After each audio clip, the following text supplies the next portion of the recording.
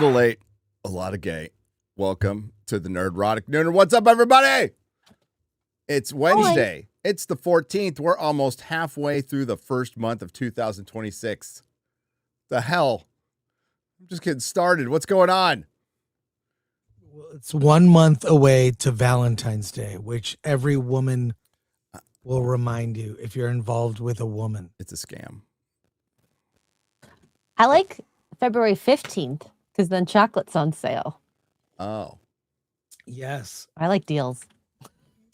Like Halloween candy on November 1st. And Christmas candy.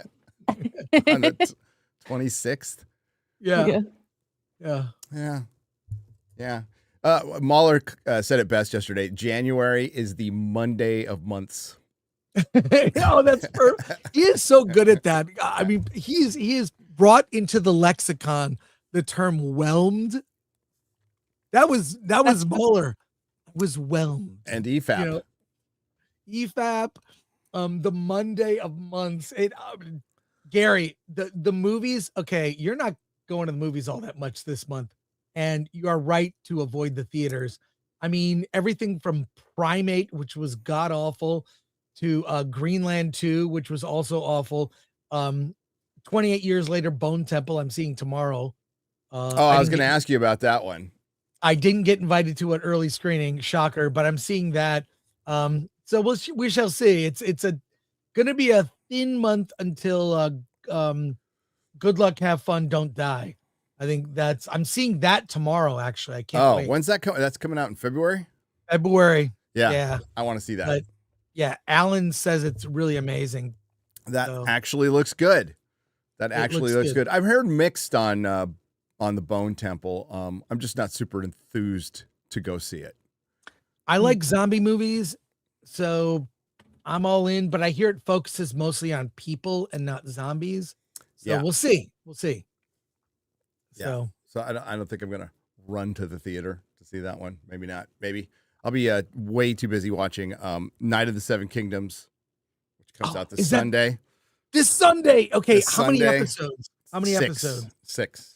Just one drops this weekend? Weekly episodes. One drops this weekend on broadcast and on Max, I believe. And I think it's going to be good. And then there's Star Trek Academy, which is tomorrow. Star Trek Academy. Oh my God. I've seen the first episode, Gary. I don't know, it might be too early to get into it now, but as we begin the show with news or whatever, but I can give you my take on the first episode. I have a unique take, I think. Let's hear it. Okay. This is the best Kurtzman Trek ever done. Now, where's the bar? Very low. It's better than Picard season 3. No, put that aside. Okay. Strange New World, Discovery. I tried to watch Strange New Worlds, could not get into it. Discovery was terrible, mainly because the lead actress could not carry the show. I watched 4 episodes, was out. And what I mean by this is Strange New Worlds and Discovery are like Frankenstein shows in the sense that they're trying to bridge old Trek that you like characters like Spock and familiar things like the Enterprise and characters like Christopher Pike into a show that includes modernity and modern values, right? This show has zero connection to all of that. Okay. Zero. But it's Kurtzman Trek, though. This is what I'm telling you. It's fully what him and his team are trying to do. It is super socialist, by the way. Like, what Alan didn't say is that there's a trial at the very beginning with this mother and the character that what's his name plays, the half Klingon, and they were stealing food. That's why they're on trial. They were literally stealing food. It's like a justification. And what it is also because of the burn, it's about wiping away old society to rebuild a new federation with new values that correct the mistakes of the past. Blatantly saying all this. What I'm saying is that's a connection to the old Star Trek, though, Chris. Yeah, I mean, it's a that sounds like a connection. direct connection No, but to it's the a old Star connection Trek. it's a connection in the way that it's like, F that old stuff. Here's the new stuff. And all the That'll make it characters- so much better. What I'm saying is it's the best because it's like we don't have to worry about the old stuff. Acknowledging the burn is such a dumb idea. I think first of all, the burn as a concept is terrible. But now that's an opportunity to rebuild did you the watch Federation. the later seasons of Discovery? No, I only Because watched they the really first separated four. from the old stuff by season, especially by season 4. Look, I think that this is an experiment in the sense that you aren't going to care and I'm not going to care. Old Star Trek fans, this is 100% not for us. We're going to see if there's an audience for this show now. And the characters, like, I don't know where Az got that clip of Dr. What's his name? Picardo or whatever. What's his name? It's it's from later on in the season. Yeah, where the woman eats her comm badge. No, that's the first episode. Okay. That's the first episode. Wait, The EMH. It's fully leaning into comedy. The opening is like an insufferable, super serious setup to make you like this one character and his journey, which is to find his mom. And Holly Hunter kind of becomes the adoptive mom, feels bad for this guy in this. I mean, it's so ridiculous. It's not even like science now. They've gone fully, it's just magic. I'm still waiting to see how this is better.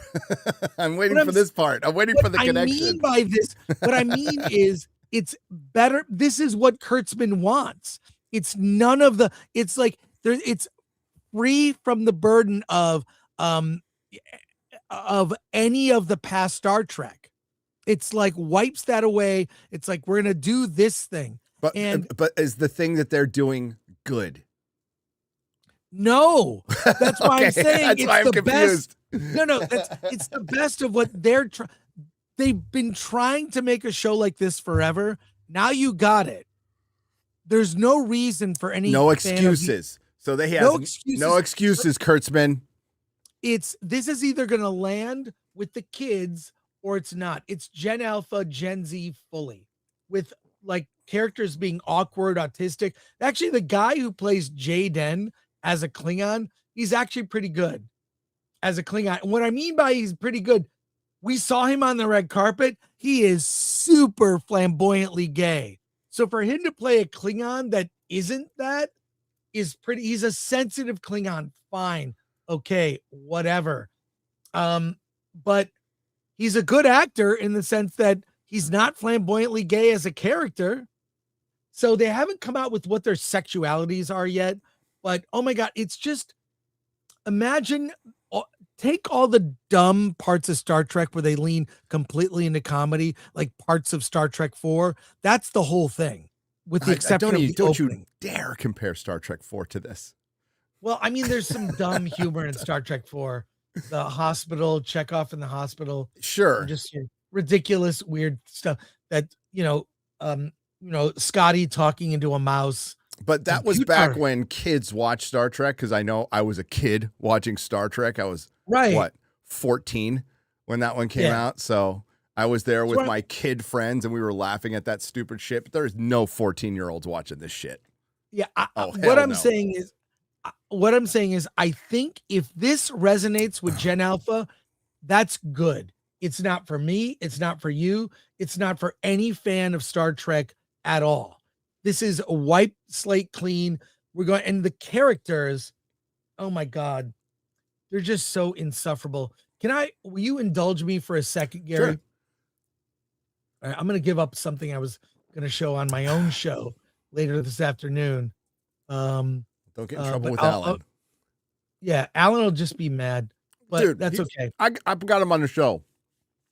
He's fine. That's right. But here's what I say to you.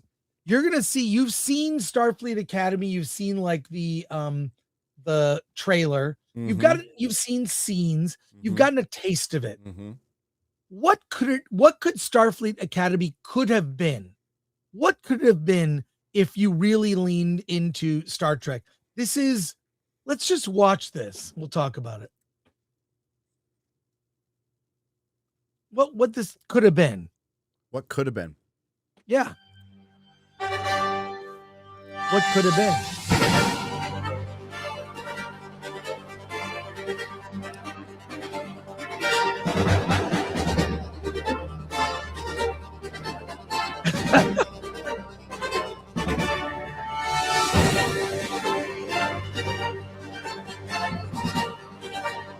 I would watch this show. I would watch the shit out of this show.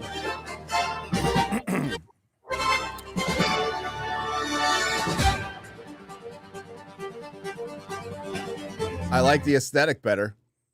Beyond fear.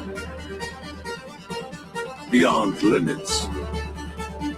The future of exploration begins Galaxy here. class. Yeah, fuck yeah! Let's go! Todd Polanski.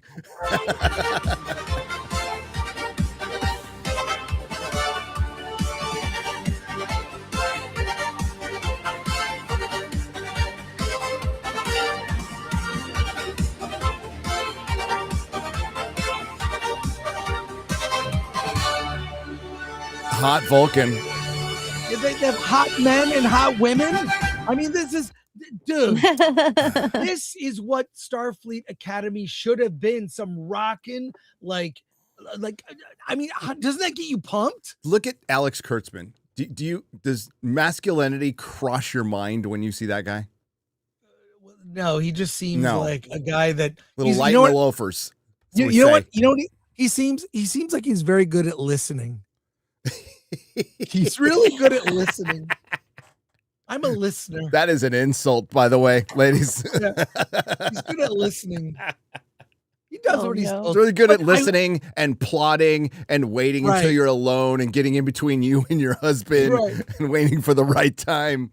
But by contrast, I look at what that's an AI thing, a channel that does, and there's more and more of this that like Echo Base Network, shout out to them, and Star Wars Theory have been like reacting to these like Star Wars videos. I mean, whatever. They're giving the fans what they want. That if I saw that Starfleet Academy, I could not wait to tune in every week. Action, characters you care about. This thing, it's an embarrassment. And what they have passing as humor, like I ate my cum. What is that? Who wrote that line? They think it's funny. It's what an alien. This is what humans think are funny. These things are jokes. Yeah, that's what they probably think, because I don't know. Calling them aliens is an insult to aliens. They're woke people with no sense of humor, with a gigantic stick up their ass, and wouldn't know a joke if it sat on their face. Yeah, it's so when I say it's the best of what they want, not what the fans want. They have reached the peak of what they want to do, except it's not for fans of Star Trek.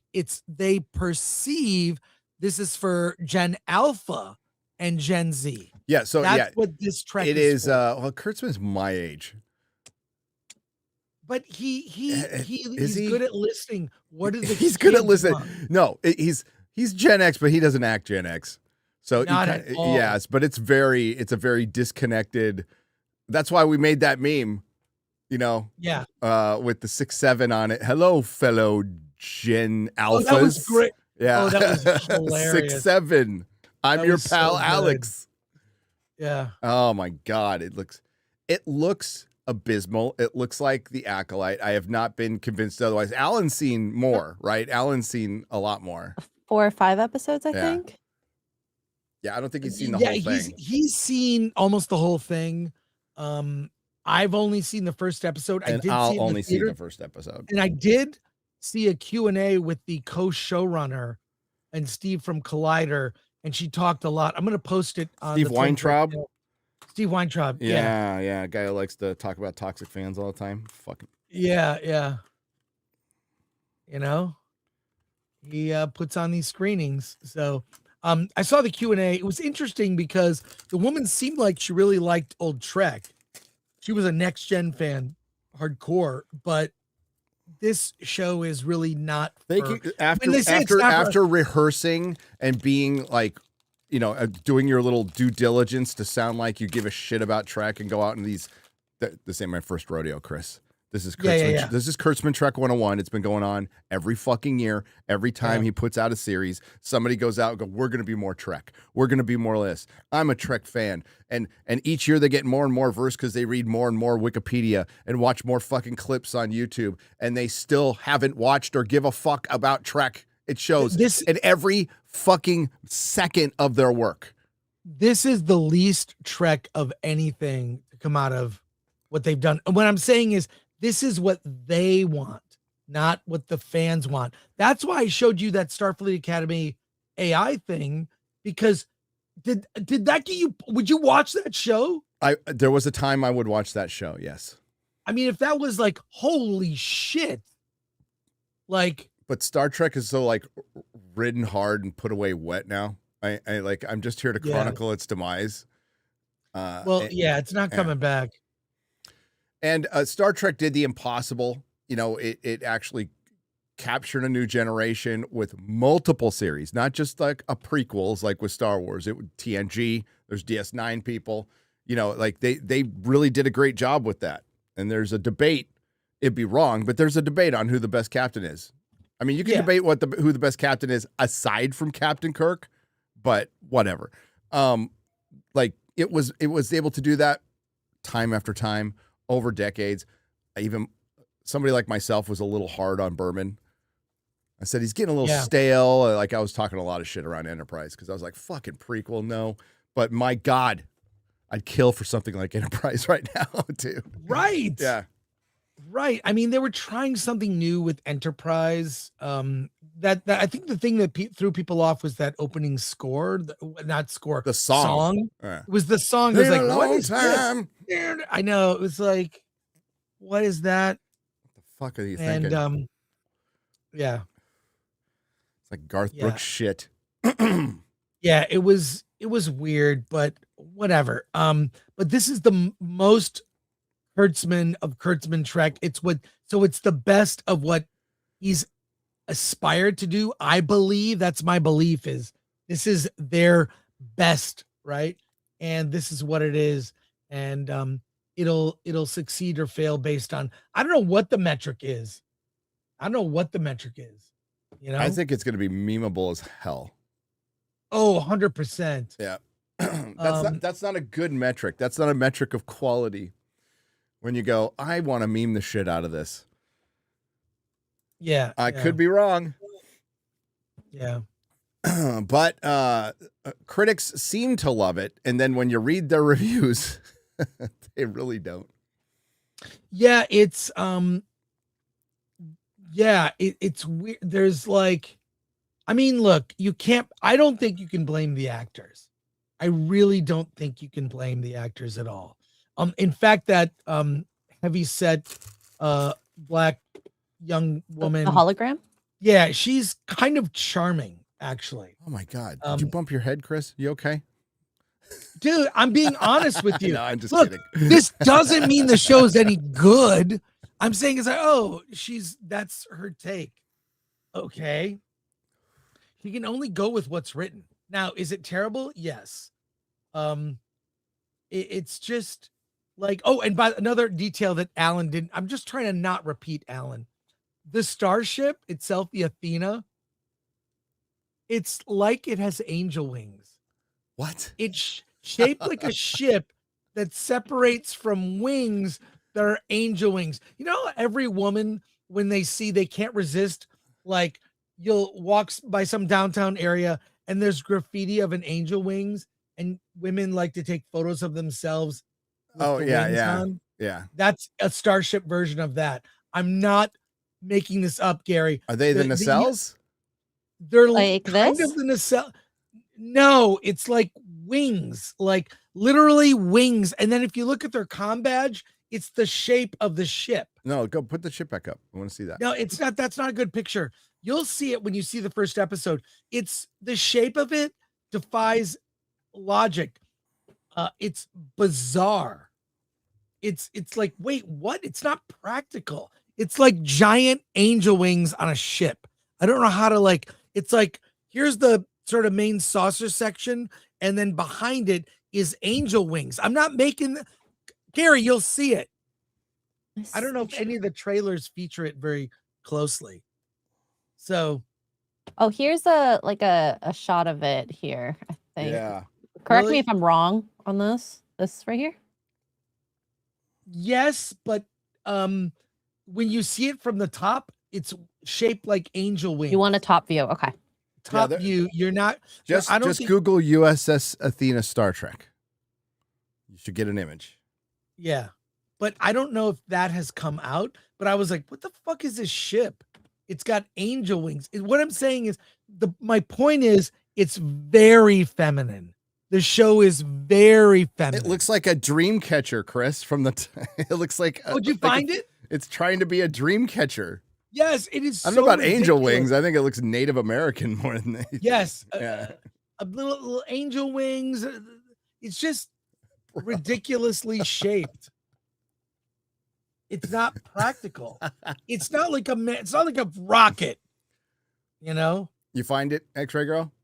I have an image. Oh, gosh, It says dang it. USS the ship is the school. You should see. Did you just The ship is the school, USS which Athena makes no Star Trek? sense. Did you Google that and hit images? Here, I'll just show you all the images. How about that? Yeah, just throw it up. The one right there. Yeah. Where it says This the one? ship is the school. That Oh, this one. just click on it so the image comes up because Yes, it's a YouTube. yes. Say Yeah. to the right. You see Oh, that? I see what you mean about the wings. See what I mean, Gary? The very top view. Yeah. That's the ship, It looks and like that's a dream also catcher. the shape of the. It looks like badge. something you get in Sedona, Arizona at the Crystal Hippie Shop. Yeah, that's colored. What are they called? Teal. What's that color? That's like a blue, aqua, blue, green, Teal. Yeah. teal, Aquamarine. horrible, bad jewelry. Yeah, you would buy on vacation and never would use. What I'm saying is, I would buy it not for me. The thing is, Um, one of the things, Robert Meyer Burnett mentioned this. Okay. One of the things that had prevented Star Trek from moving forward was the technology. It was getting Right. too advanced. It would solve too many problems. It was getting godlike. Yeah. So that kind of went into their decision making to go backwards a little bit.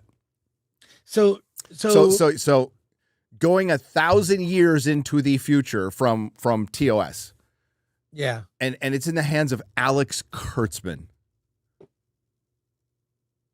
Who's his co-showrunner? What's her name? I'll look it up. You were just at a you don't remember her name? I don't remember her name. You were just at a Q&A with her. IMDb. Let's see. She was on that Stephen red carpet. Stephen Colbert is he's like the voice of the. Oh, that's a selling point right there. Good God, sorry. oh my gosh. Oh, Noga Landau. Okay, That's so what her has she name. done? Noga Landau. Go check and see what she's done. A lot of I'm looking at her. Oh, there's a photo of her from Comic-Con. She was at Comic-Con. She's worked on Nancy Drew, Tom Swift, and a show called Tau. That's it. Not hearing a lot of genre in there. Science fiction, fantasy. The Magicians. So she's been a She was writer. on The Magicians. Why does that ring a bell? I don't know. I don't know. So yeah, Noga Landau. Wasn't The Magicians? Hang on, chat. Somebody in the chat watched wasn't The Magicians a show that came out like 4 or 5 years ago? She had to clarify she's not related to Martin Landau. So there you go.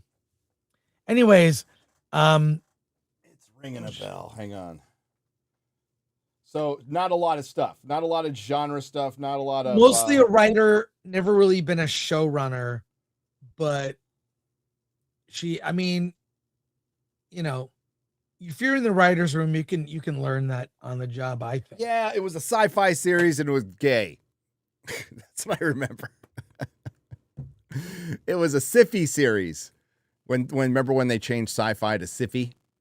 Right. Yeah, I remember it because I remember early days of the channel. People are like, watch the Magicians, and I watched one. What the? I gotta throw my phone far away. That's so weird. And I watched one episode and went, no. Yeah. No. Lasted for 5 seasons, though. Is sci-fi still around? Is sci-fi still around? I don't know. Aren't they part of... I think they were part of Paramount, right? Yes. I think that network is gone. PBS is gone. MTV is gone. International is gone, yeah. I mean, MTV in America has been gone essentially for 20 years, pretty much. I mean, it's But in MTV internationally, they still played like music, I guess. Yeah. But you don't need it. Thing is, man, MTV was on all the fucking time. Wherever I went, it was the soundtrack and the wallpaper of our lives back then. I loved it. I loved it. Yeah. Yeah. I mean, like, we had no choice. So we had to sit through songs we kind of hated, but then we'd hear them so much we'd like them. So True. Sci-fi is still around. It will run films all day, like Harry Potter, right? And it probably gets better ratings than it ever got. If it just loops Harry Potter. Well, Sci-Fi did Sharknado and all those like dinosaur versus Sharktopus or whatever. They did all those like cheesy, they would make these movies like they'd have like a $1 million budget and they were stupid. So make of that what you will. But they made money. The Sharknado made money. It became a franchise. What did they make? Yes. 5 or 6 of them? The guy who used to write for Film Threat, Anthony Ferrante, in the 90s. He was a Film Threat writer. And then he got a real job. So what can you say? I would call Film Threat a real writer. Yes. What are you talking about? Well, it doesn't pay a whole hell of a lot. Writing doesn't, but yeah. Yeah, but yeah, it's fully what they want to do. So it is gonna succeed or fail. Look, it's not for me. I'm watching this going like, and I hear people laughing. I'm like, this isn't for me. This isn't for me. I mean, I did see it in a movie theater. Okay. You saw it in like LA is the single worst place to get a litmus test of what the nation thinks terrible. of a show or a movie. Yes. It's like you will not get a good. It's biased for sure. Yeah, it's the home field advantage. And then you got a bunch of people there who just are immersed in the industry, want to be part of that industry. So they'll love anything. Correct.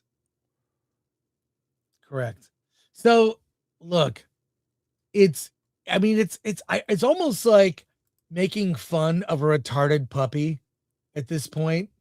It's just like, I feel bad for this show. Why?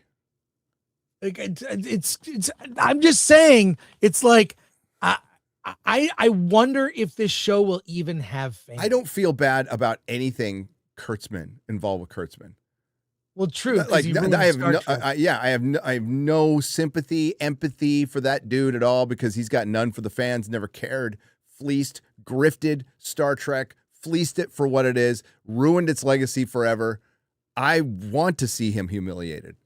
This is something I genuinely want. I think it's going to happen. It helps you learn lessons.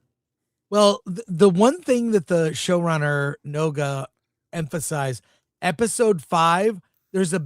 She said there's a big thing that happens that fans have been waiting decades for. The show gets canceled and Kurtzman Trek gets canceled because that's the only thing I can think of that fans have been waiting a decade for. Fans have been waiting decades for this moment. I feel like it's something key jangling. Maybe it's Captain Kirk.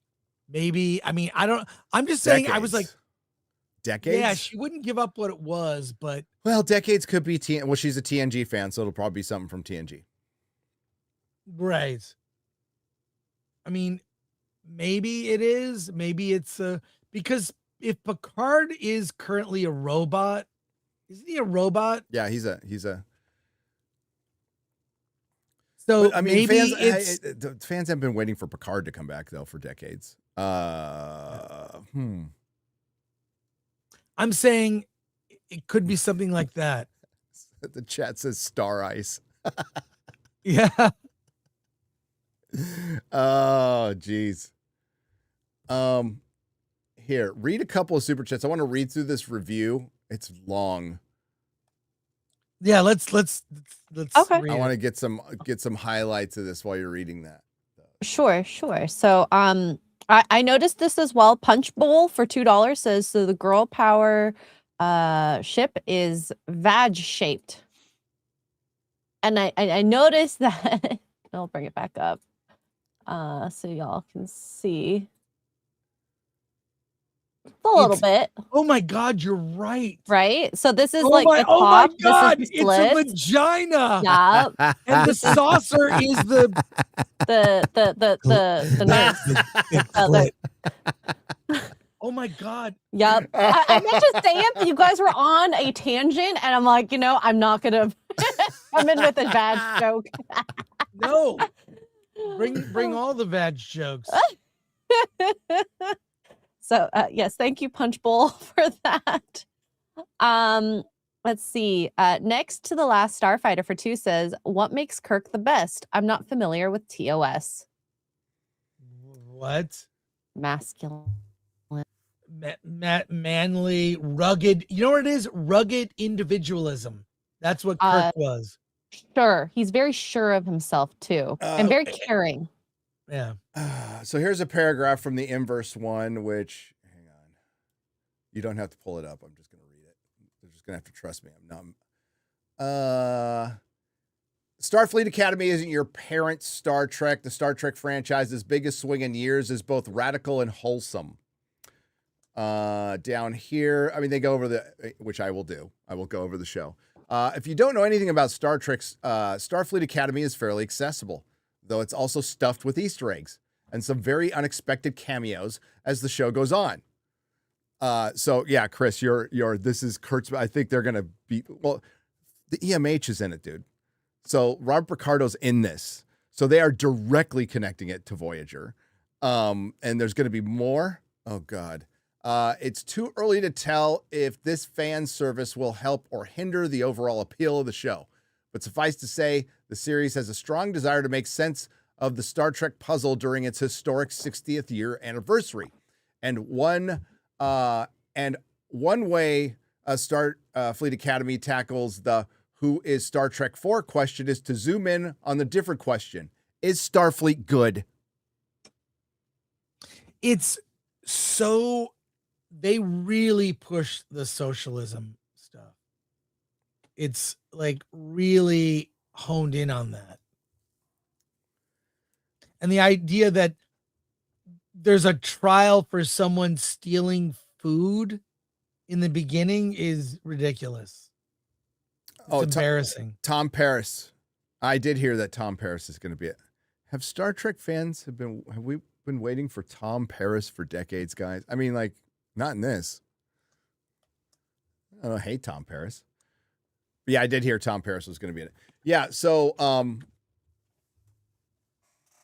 hey, maybe they'll have a struggle session in season 2, Chris. We can only hope. Awful. We can only hope. Read another one. Okay, so let's see. Jack Hanma, sorry, for 2 says current Star Trek makes STV look Oscar worthy. I'm trying to find Star Trek ones. Druid Khan for 5 British pounds says, beam me up, Scotty. Old Star Trek. Beam out of the closet, Queen. New Star Trek. Oh gosh. Robert Hayes for $1.99. Scotty talking into a mouse is actually funny. It is funny. But I'm saying it's on that level of goofy humor. That's okay for like one bit or two, fine. But this is constant, that level of humor. That makes me think of like Thor when they were making him into a joke. One That's joke exactly or two right. is fine, but not all of it. Not excessive. This is excessive on the humor end. And then the tech acts like magic. It's like so like it's like okay, we don't even it's ridiculous. Yeah. They are godlike. Lord Botha for $1.99. Academy is Star Trek unburdened by what has been. Ah! Oh, that's right. It is. That is again. That is dead on what I thought. I'm like, oh, this is like a completely wipe the slate clean with very little connection to the past. Even though there's that one promo where it's like all these echoes of past captains. Yeah.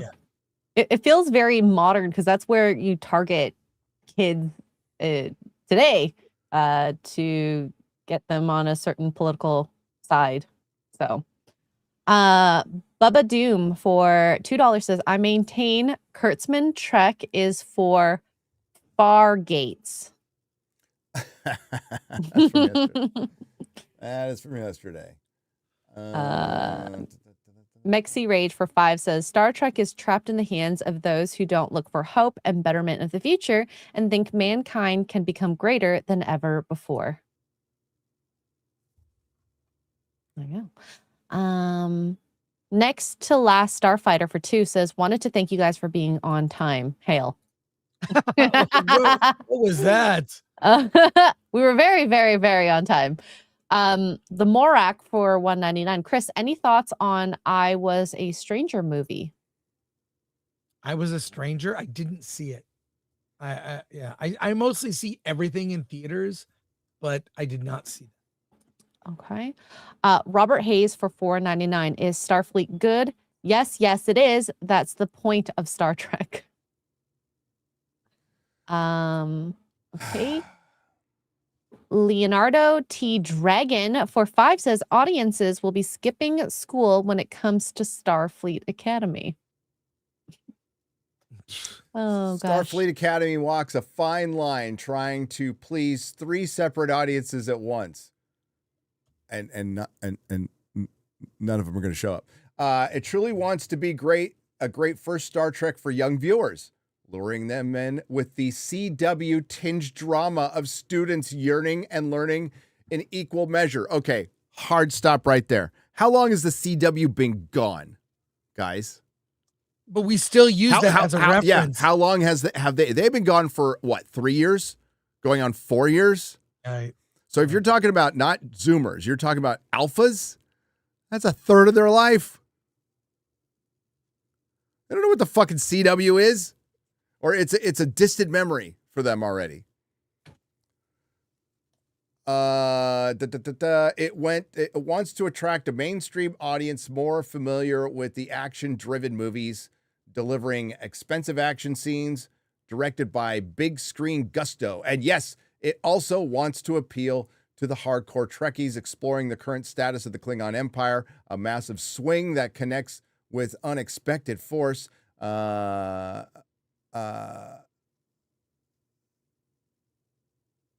Z politics, more interesting than you'd think. That must be the deaf Betazoid that Alan is talking about. Yes. For fuck's sake.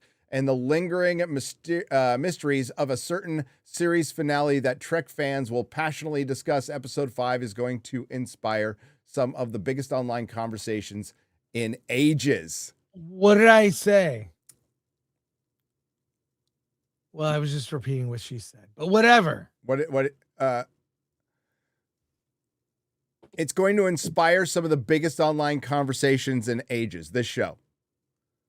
Episode 5. The plot of the show. Well, episode 5. Remember episode 5 of The Acolyte? Yeah. I mean, it did. Yeah. It did. So they're going to probably do something, controversial. Alan's probably seen it. Ask Alan. Don't ask him what it is. Ask him if I'll do it episode right 5 now. is a big deal. Yeah. All right. Ask him if it's a big deal. Hang on. Cisco. Yeah, it could be Cisco. I agree with the chat. The only thing so we'll find out what happened with Cisco. I don't want to know. Is that okay to not want to know?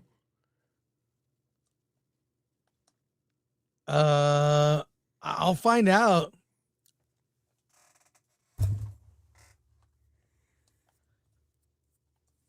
Cisco transitioned. Came back Cisco. I just think if you can make a hologram as a life form, can't you? Can't you cure deafness and fatness and not eat your fucking comm badge? I would think. Yeah. If we're doing just chats now, Gary, have you seen this? I love the response. I'm tired, boss. I'm tired, boss. Oh, yeah. You saw this? I saw that. And I'm like, yeah, of course. Of course. It's just, you know what? It's boring. You could remake The Burbs, which was not a very good movie when it came out with Tom Hanks. I remember thinking, well, that was blah. But so this is look at the poster. Literally, this is what we're creatively stuck with. We use the term creatively very loosely here. Yeah. And it's like, a who series. is that? Who is the chick? I don't know. You went from Tom Hanks when he was on his rise, right? So everybody knew who he was. They knew him from a sitcom. They knew him from Splash. Yeah. And you go to who? It's the same pose. What a total lack of shout out to Script Trooper who said, "I'm tired, boss." Like, what a great comment. Well, what's Kiki Palmer? Huh? Kiki Palmer, maybe? Better get it right or they're going to call you racist. That's a different. Oh, I went to IMDb. I don't know who she is. That's why I said I think it is. IMDb told me so. It's okay. Thanks, Simulu. You're welcome, Jeremy. Oh no. Who was the actress who was in All's Fair, Chris, that won the award at the Golden Globes? It was acting like she's the first black woman who won an award in the history of time. I don't remember. Matt Walsh. Matt Walsh's tweet was great. It's about time Hollywood celebrated the 450th black woman since last Wednesday. Yeah, that was great. Yeah. Oh, that was good. That was a good roast. I liked it. Yeah. Dude, I don't know who it is. And what burbs are we talking about? Yeah. Burbs are expensive. I have no idea, but it's just so uncreative. It's like I don't need to watch that show to know everything that's going to happen in the show. For one, it's on Peacock, so the chances of it surviving are very slim. Yeah, very slim. But yeah, I mean, for one, Chris, was The Burbs a big hit movie? It wasn't. It was not. It was kind of just a. It was a middling comedy. Yes. It was. I saw it in the theater in first run because So did I. I was like a kid, but I saw it. No, you were like, it's Tom Hanks. It's a comedy. Let's go. Yeah. I liked him in one of my favorite Tom Hanks movies. No one ever brings up is Bachelor Party. Oh, I love Bachelor Party. That's his first. They bring a donkey. Oh, he doesn't bring it up. Bachelor Party. You know why he doesn't bring it up? Because it's a pretty politically incorrect movie, dude. Oh, it's about hookers. It's about getting hookers. Tawny Kitane's in it. There's donkeys, and there's an Oingo Boingo song, right? So that was the selling point. There was Yes. an Oingo Boingo song that wasn't on any of their albums called Bachelor Party. Let's do a reboot. But I'm sure they did Bachelorette Party. I'm sure they That's did. been the subject of dumb movies. Alan says, I haven't seen it yet. I said, watch it now. We need to know. There's Bachelor Party, and then yeah. That was the first movie I remember seeing him in. Yeah, Bachelor Party was fun. Like, why would you go to a bachelor party when you're going to marry Tawny Katane, though? See, that's the thing, is the bachelor party would just be the honeymoon. Come on, let's be real. It's Tawny Katane. May she rest in peace. She's gone. She passed away. Okay, Alan says he's going to watch it now. He'll get back to us. He's going to, fast forward and try to find what it is. Cool. Hey, no, he can get back to us. We can move on, and we'll circle back. Well, Jen Psaki circle back to that. We'll circle back to that. But yeah. Okay. Tawny Katane is gone, and a piece of the 80s died with her. Just gonna say. Here I go again on my own. The White Snake. David Coverdale, who just retired from rock and roll last week. Oh, he says, dude, I'm embargoed with that info.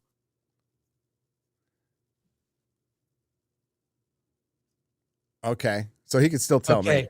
So it's it's totally Cisco. It's going to be Cisco. It's going to be Cisco. Talk about episode 1 and 2. Okay. It's going to be Cisco. I think the chat was like Cisco, and I agree. That would be the one thing that would get people talking. And they need to get people talking about this show. So much, Chris, so much for doing your own thing.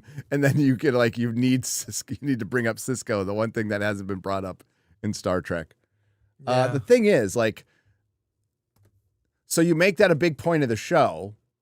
Yeah. And kids are going to be like, who? No kids are going to watch this. Let's not delude ourselves. Okay. Let's not delude ourselves. We can go to next topic, Golden Globes. Golden Globes. Chris did a party. Chris did a watch party. There was little pins that said, be good. Because that's how much caring your average adult pretender who's walking around in a $150,000 suit and $200,000 necklaces and gets driven by armed security to parties that could basically pay your fucking rent or your mortgage for 6 months. And then they swill down champagne bottles that can buy a family groceries for a fucking month. And they put a pin on.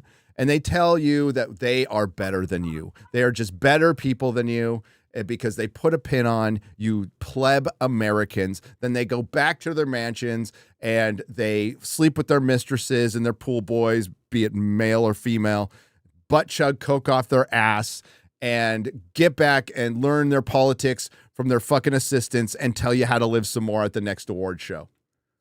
Yeah. The best joke, I think it was a Nikki Glaser joke.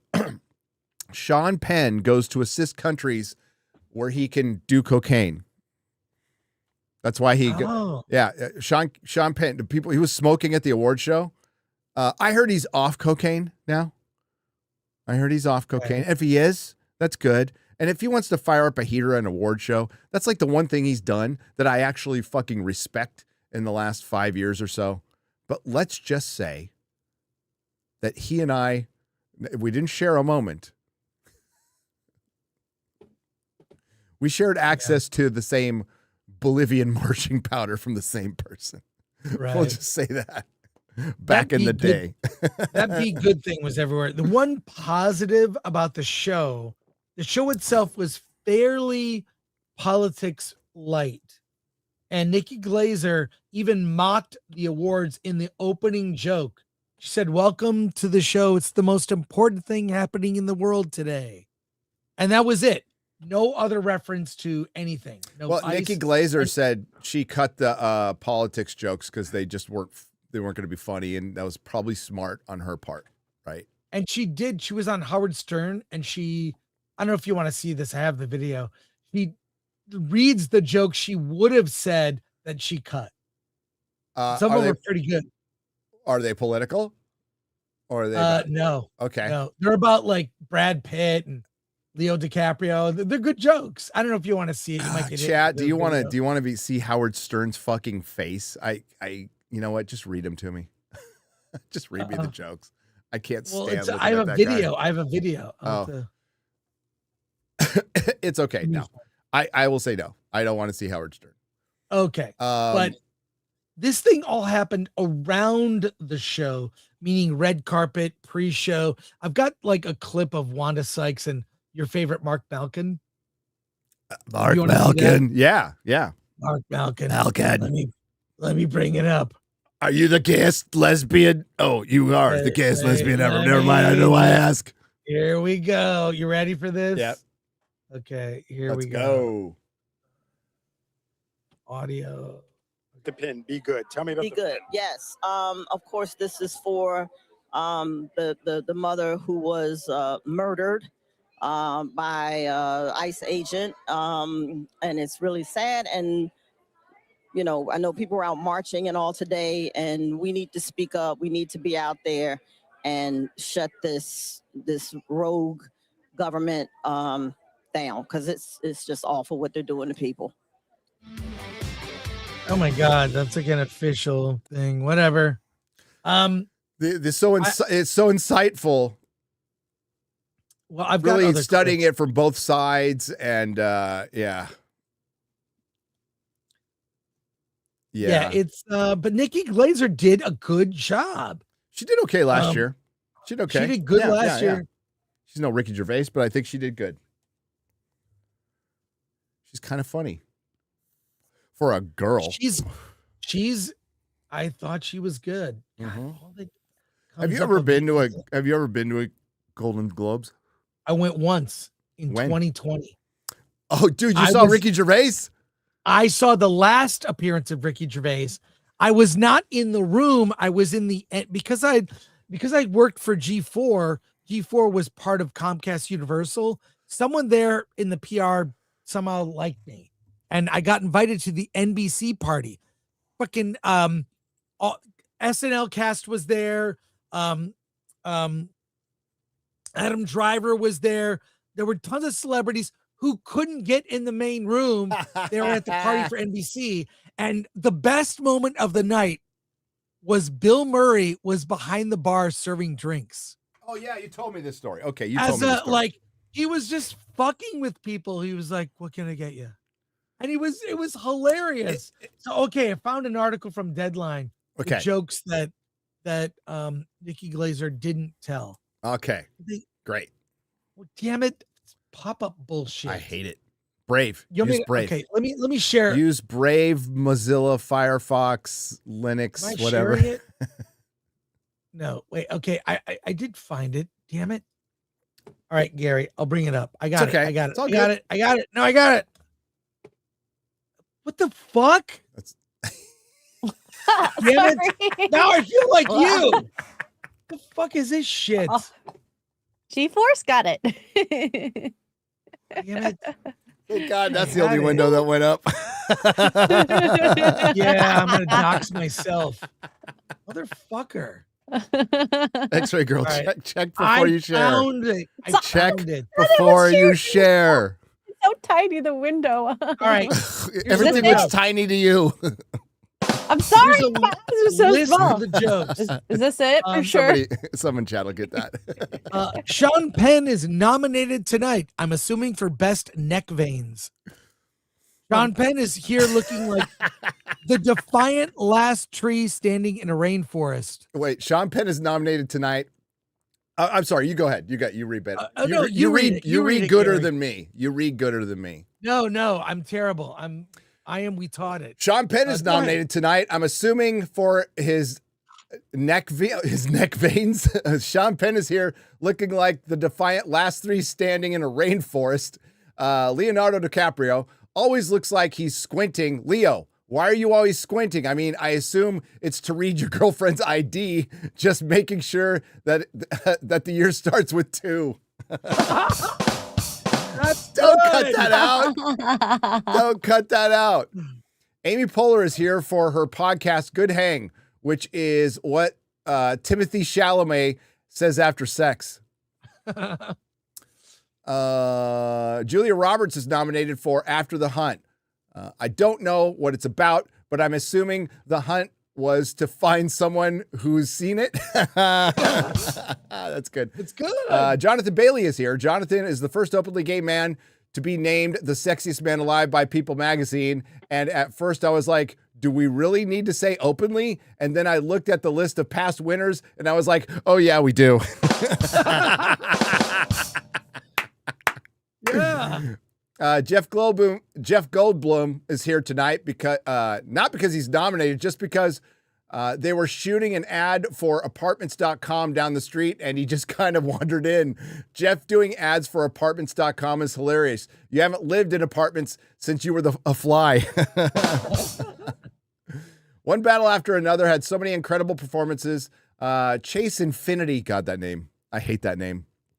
Is nominated for Best Actress tonight, and Chase Infinity is a real name, and this is true. If you apply now, you can earn 5% cash back on all travel through her at the end of the year.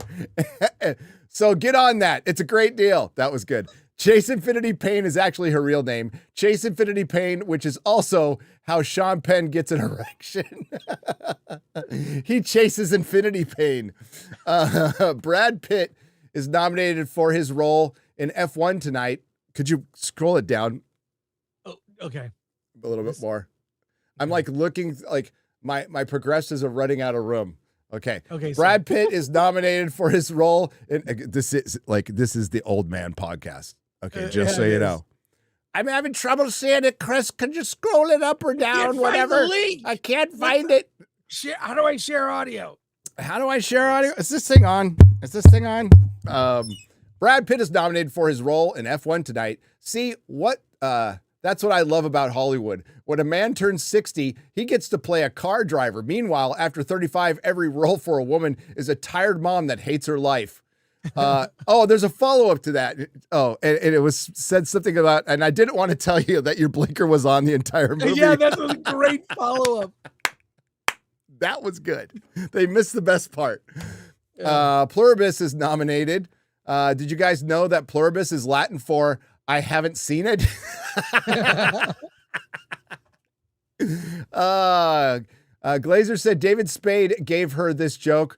I just saw Sean Penn, and maybe he's taking the substance wrong. These are good. Glazer, she should host the Oscars. But Conan's did a good job too. I mean, I feel like these award shows realize they can't do the politics on the show, but that's not going to stop like Mark Ruffalo. Have you seen Gad Sad, what he said about Ruffalo? Fuck, I got to find it. Like, people are roasting Ruffalo. And Sasha for what he said? Yeah, you saw what he said. I mean, he's a fucking idiot. Basically, he came out and said, definitely, he goes, I'm just going to try to do my Mark Ruffalo thing, but I got to sound like I don't know, I'm punch drunk. Right. But he said, president's a pedophile and he's a dictator. Blah, blah, blah. Like, and that's the kind of quantifiable thing, like definitive thing that can, Donald Trump has sued before. Now, I don't know who was being like what network. I don't know if it was on a network or a channel. He totally could sue them. Like 100%. We'll see if it happens though. Yeah. Let me see. Where was Nikki Glazer? I got to find another joke about Sean Penn. Yeah, he's good. He's promoting his new book. I can't find I'll keep looking. But it was too long, like all award shows are too long. But here's the thing. Ratings down again. Yeah. We'll get to that. Hang on. Okay, go ahead. Yeah, sorry. Trying to find more. Here's shit. the joke.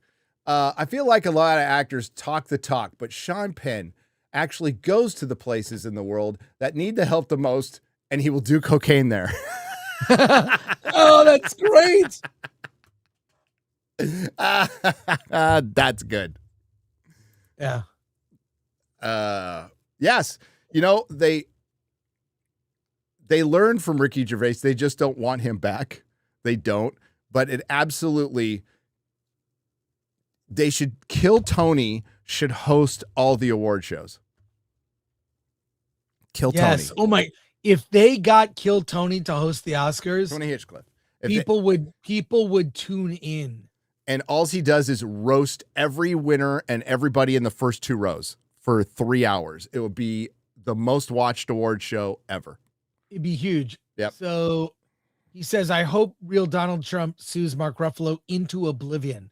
I am a free speech absolutist, but incessant defamation known to be false is not protected speech. Then he says, it is impossible to describe the extent to which I loathe Mark Ruffalo. He has no moral compass. He signals his virtue from a place of astounding ignorance. I have plants that are substantially smarter than this degenerate imbecile. So, like, I don't know. It sucks, man.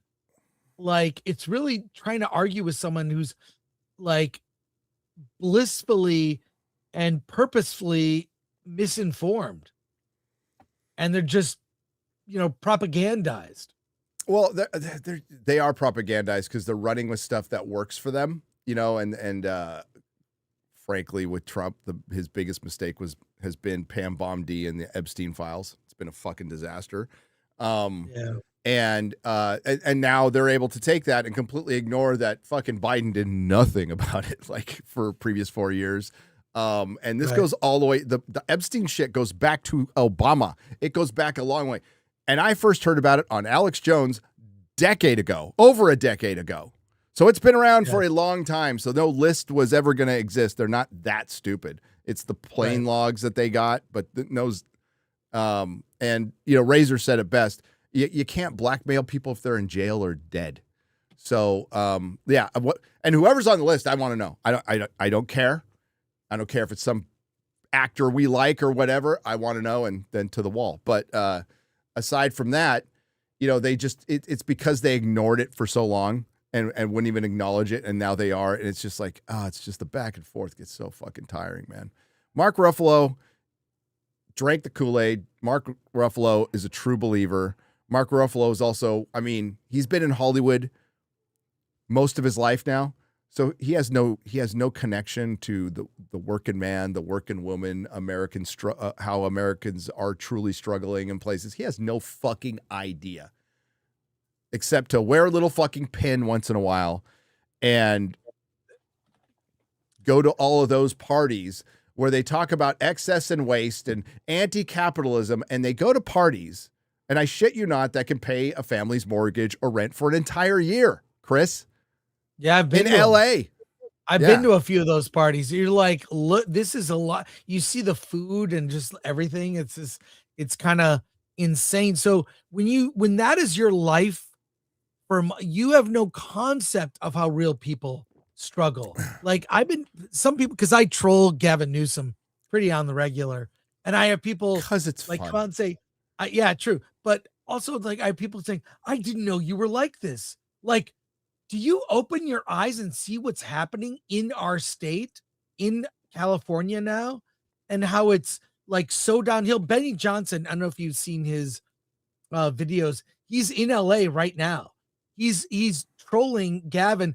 All he's doing is going to landmarks and like showing video of what California is right now. Well, and San Diego is turning into LA. Well, that's what I was going to say. Like the next time, my next trip to California is a trip to go visit mom in San Diego, and finally get my shit out of storage in San Francisco. So it'll be my first trip back to San Francisco since we moved. Oh wow! And the whole plan for that is to just go downtown and go to places that used to be really nice, and just walk around downtown San Francisco. It used to be like. Downtown San Francisco used to be a little New York. right? But Yeah. when it was nice, like and like times like a little Times Square, like a tiny Times Square, used to be very nice. Used to be made up for Christmas, giant trees, families walking around, and 20 years later, it's all fentanyl zombies. San Francisco 49ers are getting fucking shot or stabbed downtown when they go down there. It's like, and the Tenderloin's always been there. So the Tenderloin's near Union Square. I'm talking about Union Square. Right. And it's now Union Square. The Tenderloin is just taken over. So there's Union Square, there's the Tenderloin, and then there's 6th Street. 6th Street, Tenderloin are terrible. Always been terrible. That's where the drug hotels are. That's where the tranny hookers are. That's where they're all at. Now it's just the whole downtown.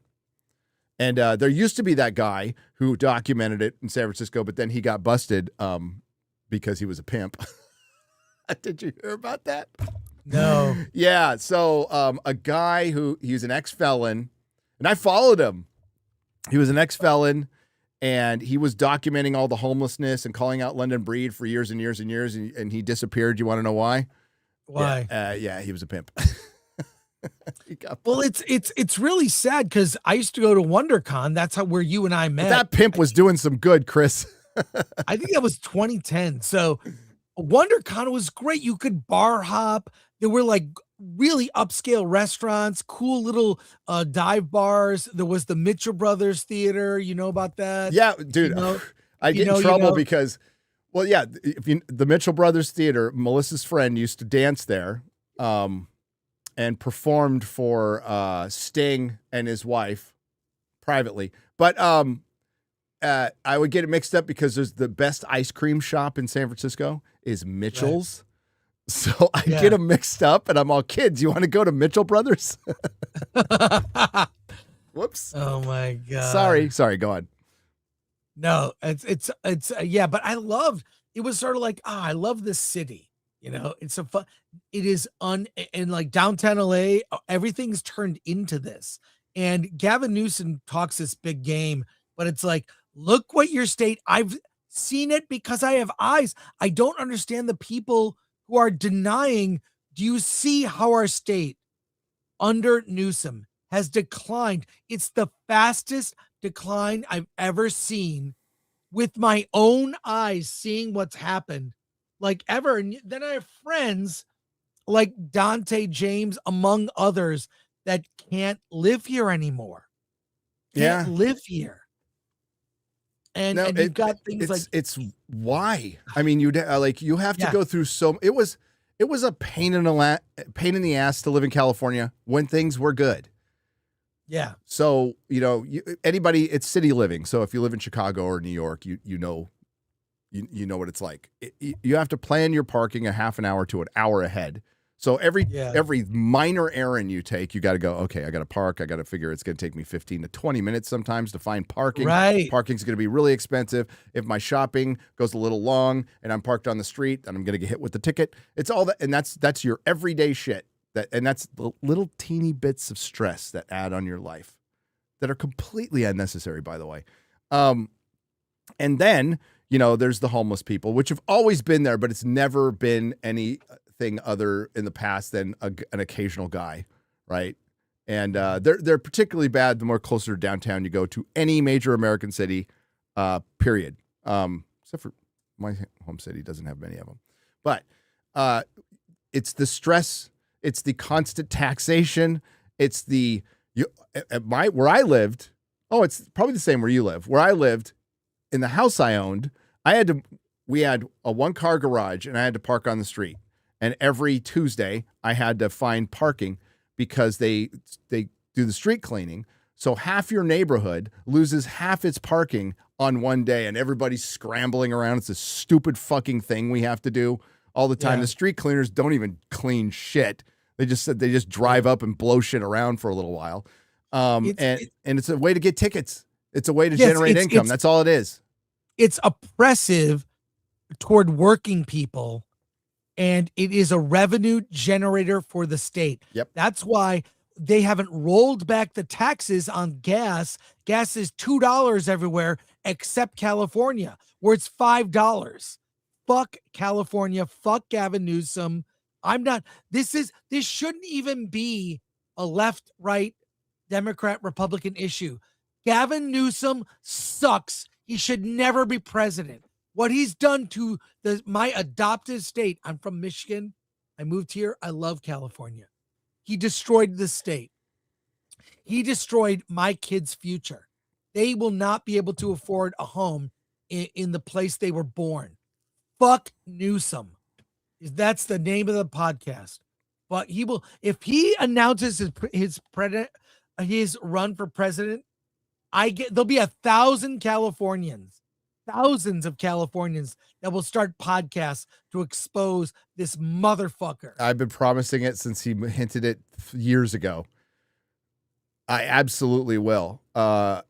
He was my mayor.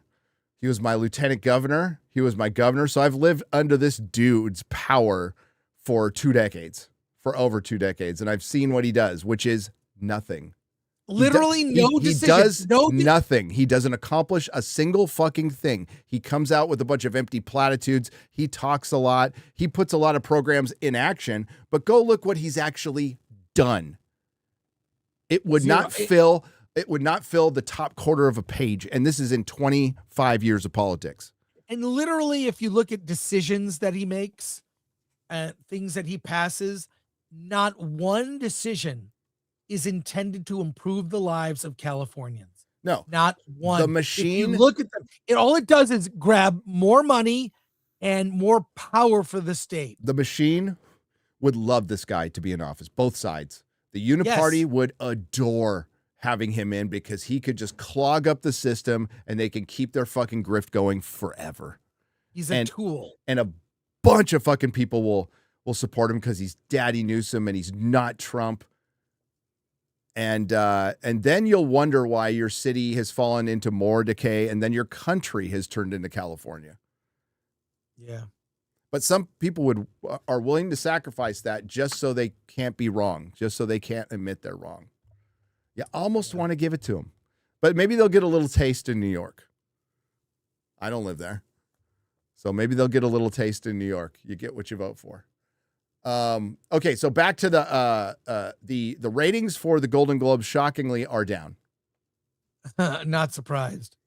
Are down again for the second year in a row after a little boost post-COVID or whatever. Do you have that article ready, X-Ray Girl? The ratings for it? I don't have that article.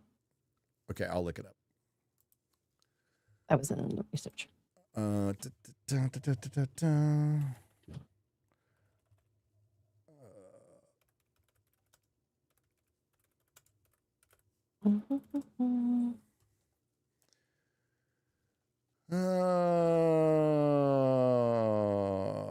mean, Winner of the Globes, the fact that the biggest award show with the most celebs is on YouTube now. Where does that leave these smaller events like DGA, SAG Awards, Globes, CCAs? Like, I have a Hollywood Reporter article. Yep, that's it. Okay. So it's 8.7 million. The award show drew 8.7 million viewers on Sunday night, down a little from 2025. At its peak, this thing used to get, I think it was 15 to 20, which is pretty amazing for basically a Temu Oscars. That's what it is. And it's they're all, like you said before the show started, they're all going to be on YouTube pretty soon. They'll all be on YouTube. Yep. All of these shows, because it is, I mean, look, you can't make, even though you can make it a traditional sitcom with a laugh track. That format is dead. Late night TV is dead as a format, right? I mean, so sitcom, late night TV, and award shows, these are genres. They don't do one of the biggest genres of the 70s, and you and I suffered through it, Gary, variety shows. The best one was the Muppet Show. That was a variety show. Yeah, music, celebrity guests, comedy bits, a running thread through the show. Remember Donnie and Marie, Sonny and Cher? This was a genre. I mean, when they did the Star Wars Holiday Special, they did it in the format of a variety show. Why? That type of show was the most popular show during that era. Although the thing I'd love to see come back, Gary, which is weird and only you might remember this. Uh-huh. If you remember this in the chat, please post. Battle of the Network Stars. Yeah.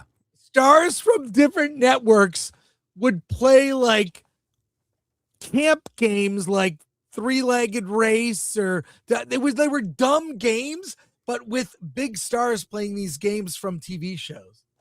Battle of the Network Stars. So ABC, CBS, and NBC would take their best. It was sort of a play on the Olympics. Howard Cosell would announce them. Yeah, and they were so dumb, but you knew they were dumb, but they were funny. I enjoyed that show. I watched them all the time, but that's when we had three networks. That was about it. Oh my God. We didn't have a lot of choice. Yeah, exactly. Hang on. Yeah. Hey, okay, so they're down a bit. I was also looking for So yes, the awards average 8.66 million viewers for CBS Sunday, based on the final same day Nielsen ratings, which is still a lot for broadcast TV. The bottom has not yet fallen off for broadcast TV, but remember these things, even the Golden Globes and the Academy Awards, by orders of magnitude, the Academy Awards are bigger than the Golden Globes. But they used to be able to get Super Bowl-ish ad rates. Yeah. For the Academy Awards. And like about half of that for this, and they can't anymore. They flat out can't. So the networks would bid for this. So they'd also be able to, have the networks bidding for their show. And then they would make it up in the advertising money. But that model just not going to work anymore. It's not. Yeah. So that's why they will be on YouTube. I hope that, pray to God they are, with the chat and the open comment section. That'd be brilliant. That would be absolutely brilliant. And then we could technically react to it if it's on. Why couldn't we, Chris? If it's on YouTube, we should be able to react to it. Yeah. I mean, we'd be playing their commercials. Well, I'd talk through them, but you know what I mean? They'd still be on the screen. So that'd be free advertising. Yeah, but you're seeing this more and more, Gary. I don't know how much I subscribe to Shout Factory. They're running like episodes of Pee-wee's Playhouse. They're just live. Yeah, we talked about this. Streams. Yeah, they're Farscape is running things right now. Warner Brothers played the fucking Lord of the Rings trilogy on YouTube on a loop. Still are. They're dumping movies from old libraries on YouTube. Now, part of the reason they're making money. Part of the reason I believe this is happening twofold. One, yes, they can make money. The second reason is copyright claim. Because there are already versions of or scenes from those movies, TV shows, whatever, a way to get in the algorithm so AI can identify people who run those clips. If you look up any clip a clip from Lord of the Rings, it's somewhere. Are they going to try to shut that down through copyright? I'm just speculating here. I think that's part of the reason is to plant a flag, get the copyright on YouTube because it's the biggest platform, and shut down other people who have already posted this stuff. Why is it missing? Sorry, go on. Oh, yeah. Why is it? Yeah, there it is. Okay. This is what I'm looking for.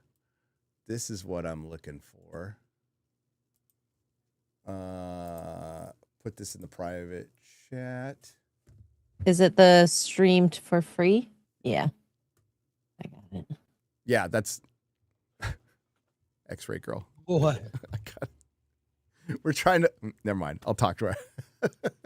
What? She's a sweet summer child, X-Ray Girl. Okay.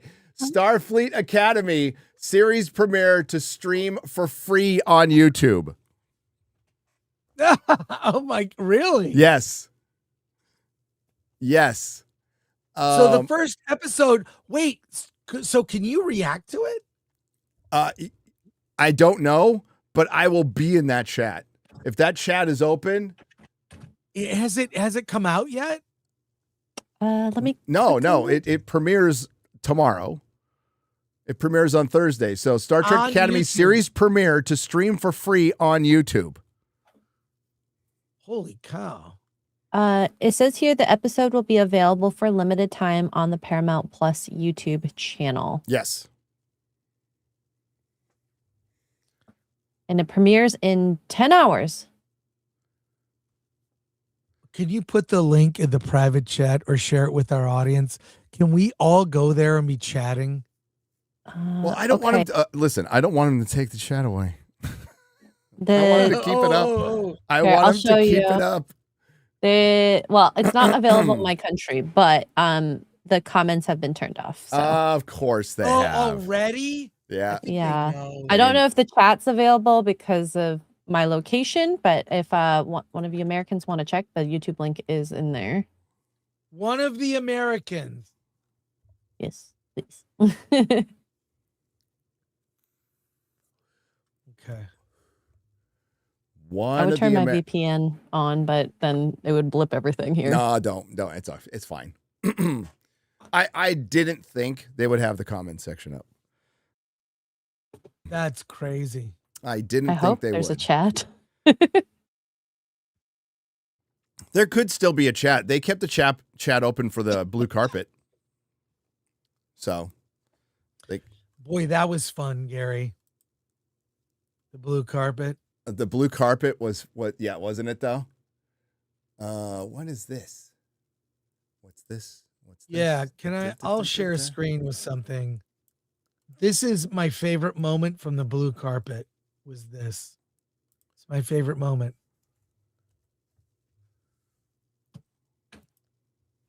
That's the actress who plays Uhura on Strange New Worlds. She looks just like Nichelle Nichols, like dead ringer. She's perfect.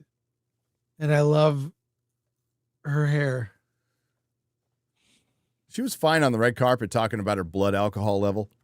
You know what? I liked her. I have no problem with her at all. Yeah. I don't It really doesn't have come an across issue. very well in Strange New Worlds, but yeah, she was fine on the No, red carpet. but yeah, we should just keep that up while we talk about Starfleet Academy. Oh my god. I'm reading this Hollywood Reporter. Superman shots, Euphoria, glow ups, and Game of Thrones fart jokes inside the HBO Max Germany launch party. The streamer took over German capital Tuesday night 9 for Blowout to celebrate its European launch. The world premiere of Game of Thrones prequel, A Night of the Seven Kingdoms. Oh, we actually had a review of that. Hang on, we'll get to that. We'll do that. There we go. From the Hollywood Reporter. Are you going to watch it, Chris? Oh, hell yeah. I have HBO Max. Yeah, I'm genuinely looking forward to this show. Like, have Sorry. been for months. What are you doing? I clicked the wrong window. Bring up the article. I've never done that. Click the wrong way. Right. I've done that a lot. Here we go. A Night of the Seven Kingdoms review. HBO's charming new Game of Thrones spinoff proves smaller can be better. Sir Duncan the Tall, Peter Calfee, who's like perfectly cast, by the way, like absolutely perfectly cast as Dunk, and his Squire Egg, Dexter Soul Ansel, meet and prepare for a tournament in TV's latest George R. Martin adaptation based on an unfinished book series, by the way. The first dragon appears roughly halfway through the pilot of Night of the Seven Kingdoms. The dragon is fierce, fire-breathing, and deadly. It also is a puppet, albeit a very elaborate one, entertaining a tent full of stragglers and hangers-on at a star-studded tournament of knights. Following in the footsteps of House of the Dragon, the first Game of Thrones spinoff whose flawed creative ethos appears to have been everything you like about the original, only more. A Knight of the Seven Kingdoms is defined then by less. A map illustrating the series' locations would show only, one. The list of storied houses participating in the tournament would include many Targaryens and one or two Baratheons, but hardly the full rogues gallery of nobility fans have come to expect. And that dragon, it probably costs less than a Starbucks budget of the first series of the cups that they left on the screen. So the whole thing about Dunk and Egg, if you haven't heard from many of us streamers who've been looking forward to this, it's a very small story. It takes place in each adventure of Dunk and Egg basically takes place in one place. This one's going to be a tourney. There's a lot of political machinations going on in the background, but it's in a time where House Targaryen is starting to just degrade, falling into entropy, particularly after the events of House of the Dragon, and there's no dragons left. They're all dead at this point, and the Targaryens are hanging on to power, and you have actually too many Targaryens right now. Again, we're in that situation. So there's so many of them, you can just let one wander off and become a squire to some random hedge knight. And it's actually a really good story. It's a really good small story about an actual hero. Not one that dies in the first 10 minutes, but yeah, it's going to be good. Despite some flaws, I very much approve of this deviation of formula adapted by Martin and Ira Parker. A Knight of the Seven Kingdoms is fundamentally a two-hander. Peter Caffley plays Duncan the Squire to a virtuous but disreputable hedge knight, Danny Webb's Sir Arlen. As we begin, Duncan is in the process of burying Sir Arlen, the only father he's ever known, leaving him with 3 horses, a beat-up shield, and a broadsword, and what might be a lie. The lie is, that before he passed, Sir Arlen knighted Dunk, and he's called. I hope they don't definitively answer that. They've never answered that, Chris, and I would hate that they did that at all. Dunk lacks purpose until he hears about a tournament which offers him the opportunity for wealth, but more importantly, for visibility and legitimacy, rarely accorded to a man of his social stature. His upbringing was low, but his physical size borders on gigantic. And he is an ancestor to Brienne of Tarth. At near empty in a day's ride from the tournament, Dunk meets a boy whom he takes for a servant, identifying himself as Egg. The unusually bald boy requests the honor of serving as Dunk's squire. As Egg puts it simply, every knight needs a squire. You look like you need one more than the most. And then it goes on and on. We don't know. We'll review it this Sunday. We'll review it this Sunday. You're going to do like a live watch thing on the channel? We're not going to do a watch party. We're going to do a live reaction afterwards, like we did in the old days. So it'll be me, Mahler, and Shad, and Fringy, and Ryan. Ryan will be joining us. All people with British accents. Yeah. Including Ryan. Ryan. There you go. But it looks like I found it in so the Starfleet Academy series premiere full episode. I'm in the chat for it. You can comment. Oh, so there is a chat. Yeah, there is a chat and you can comment. Okay, so be cool until it comes out, okay? Be cool. Like you want the link, like you're gonna listen to me. Never mind. You want the link, Gary? Here's the link. Oh, I could. There you go. Also, I answered your question earlier, but you can't say anything. Did you see above private chat? I mean, my whole thing. Oh my God, Captain Kirk's back. How? That's not it. Yeah, but the whole thing with Starfleet Academy, you had an opportunity to inspire. Like when you look at the cast, it's kind of embarrassing. They purposely went after like people that couldn't get into any military. at all. God, was it maybe it was my analogy. I don't know. Star Trek Discovery always, especially later on in season 3, it started, all the actors in it looked like they walked out of a Colgate commercial. Like they're just very bland and average and insignificant looking and acting, and nothing that's going to stick with you. And when Right. Kurtzman Trek is said and done, nobody's going to be able to remember a quote, a line. There will be no quotable anything. Maybe pinky swear. Remember when they, you guys remember the, I'm talking to the chat. Remember the early days of Star Trek Discovery and the Mycelian Network? And there was a girl who was in there, some Indian girl, and then she wanted to pinky swear with Tilly. Maybe they'll remember that. I put something in the to share, Gary, that kind of sums it up. That even Star Trek Into Darkness knew, I mean, come on. The only highlight of that movie is that frame right there. Yeah, that frame is it. Yep. That's some good bra technology. In the future, technology was very advanced, but then you look at the this, bras have their own gravity. oh my God. And that shit, that sort of they, them on the left, she is worthless. This is a teachable moment. Oh, they do not such say a that. Worthless character. They do not. Yes. They do not say that. Her purpose in the show is to point to the captain or Holly Hunter's character, the chancellor, whatever, of the academy. This would be a good teachable moment. Oh my fucking God. It is so, dude. What I mean by this is peak. If somebody ever said that to me Trek. in real life, I'd be going, you're right. It is a teachable moment. This is where you learn to fuck off. But this is like the ship looking like angel wings, or as X-Ray Girl correctly pointed out, a vagina with the saucer being the clit. It's like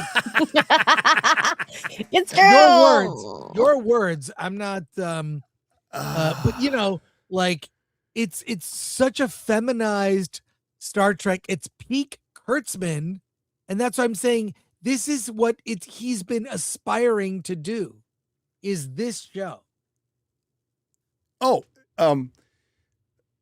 that's why I think it's Star Trek's The Acolyte, right? Because The Acolyte, Chris, as you know, as at the chat knows, because I mentioned it multiple times in my videos, was Kathleen Kennedy's Disney Star Wars in its final form.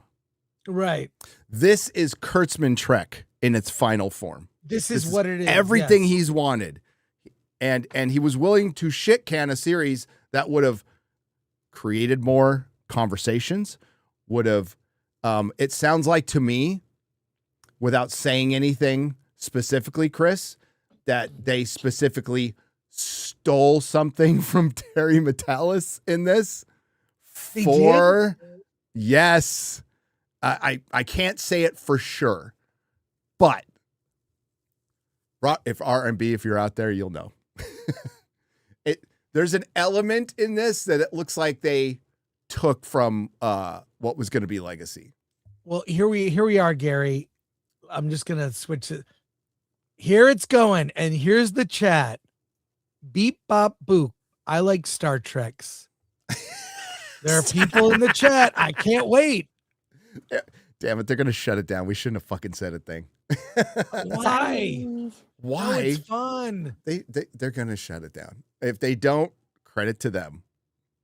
Well, what are the ones where people are so complimentary? But you know what? I think saying like I like the Star Treks and stuff like that, that's fine. That's perfectly fine. Yeah. That's good stuff. Yeah, be clever with it. Like, you know the whole my favorite part thing in the comment section. I thought this was a joke, Gary. Look at the thumbnail again. The close-up. It's tic-tac-toe on his. He's got tic-tac-toe on his fade. Wait, no. I thought that was a meme that someone did. It's actually real. I mean, you can't really see it that well in the show because he doesn't The show is very dark, and by dark I mean lit dark. I don't mean that it's dark. Yeah. It's the lighting is shit. So many movies and TV shows now, like, can you afford lights? Everything is freaking dark. Crazy. They were ready talking about that. They're coming out with a TV. There's a reason everything's shot dark and it's not translating well on the screen. And I think Garrett was responding to it. They're going to develop TVs that correct it and then also correct audio, which I am kind of against. Yeah. I'm really, because like most audio is pretty good. The mixing is pretty good on stuff. You don't need to fuck with it. But like for anybody like, oh, do you ever, yeah, it was an article. Do you put your closed captions on because you can't understand things? It's like, I do sometimes for accents, like it's fine. But I half my hearing's blown out and I can hear stuff fine. Oh no, people are in here. Just put like, I love Star Trek. I said trek yourself before you wreck yourself. Can't wait to get trekked. And now I got a crown. I'm number one. Gary, number one crown. Damn. You're number one, baby. Oh my God. This is, dude, you got to watch it live like this. I'm going to. Oh, well, yeah, I highly doubt you can react to it live on, because they copyright. They'll copyright like immediately, like shut down your stream. Yeah, but I mean, I'll try. If not, I'll be in the chat. I'll be respectful. I mean, I'm not going to come out with a flamethrower like fucking Kurtzman Trek shit. Blah. I'm going to be a little smarter than that. Oh no, I dropped the number 2. Okay, people are. Oh, our Mr. chat's Boost- in Oh my there. God. Oh my God, Gary. No, oh, people are in the chat talking to me. Okay, that's cool. That's cute. That's cool. But maybe it'll be good. Gary, I've seen it. It's not. There's always hope. No, this has been circled on my calendar for a long time. It is going to be Kurtzman Trek in its final form. Yeah. 100%. No, that's correct. What I'm saying is this is the best that he's aspired to. This is what he's done. Did you just listen to what you just said? That doesn't mean it's good. No, you just said this is the best he aspired to. This is what he's done. And I'm like, Yeah. that's a perfect explanation. Yeah, it's He finished something. retarded. That is the best. He has been unburdened by what has been. Yes, that's what I'm trying to say. Every take, every chat when the show's going should be a Kamala-ism. Just some rambling Kamala-ism. It'd be great.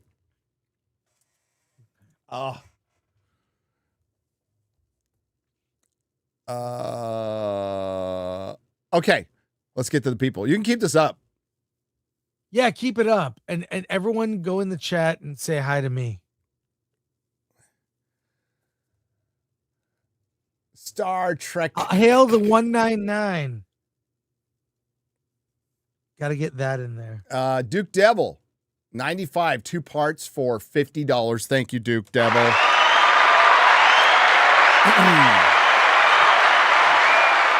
Today I turned 53, which means I'm old enough and wise enough to know not to swallow my comm badge. We are all about to be gifted another glorious failure by Kurtzman. All signs point to Starfleet Academy being the cringiest yet, but there is so much good Trek. There's many decades of it. In fact, a year ago this week, I started a weekly show on my channel where me and my buddies and sometimes guests watch DS9 every episode from the start. Some of them have never been watched and are amazed. Some of them have never watched it and are amazed how good Trek was. Mock the crap, celebrate the good. That's right. And listen, Duke Devil, I'll be real. I wasn't one of those people who was like, oh, I'm completely down with DS9. I was like, what? Why is this guy talking shit to Picard in the first episode? What the fuck's going on here? But I grew to love it and stuck with it. And then they brought in my favorite character from TNG, Worf. And it just got better and better and better. But my love for DS9 was what kept me from watching Babylon 5 when it came out because I was young. Joshua Curtis on the Streamlabs side for $5.99. Hail, Gary. As the family and I are closing the school year out, we are preparing we're getting our ducks in a row. Suggestions on locations in San Antonio. This seems to be the best overall for price and services for our teens.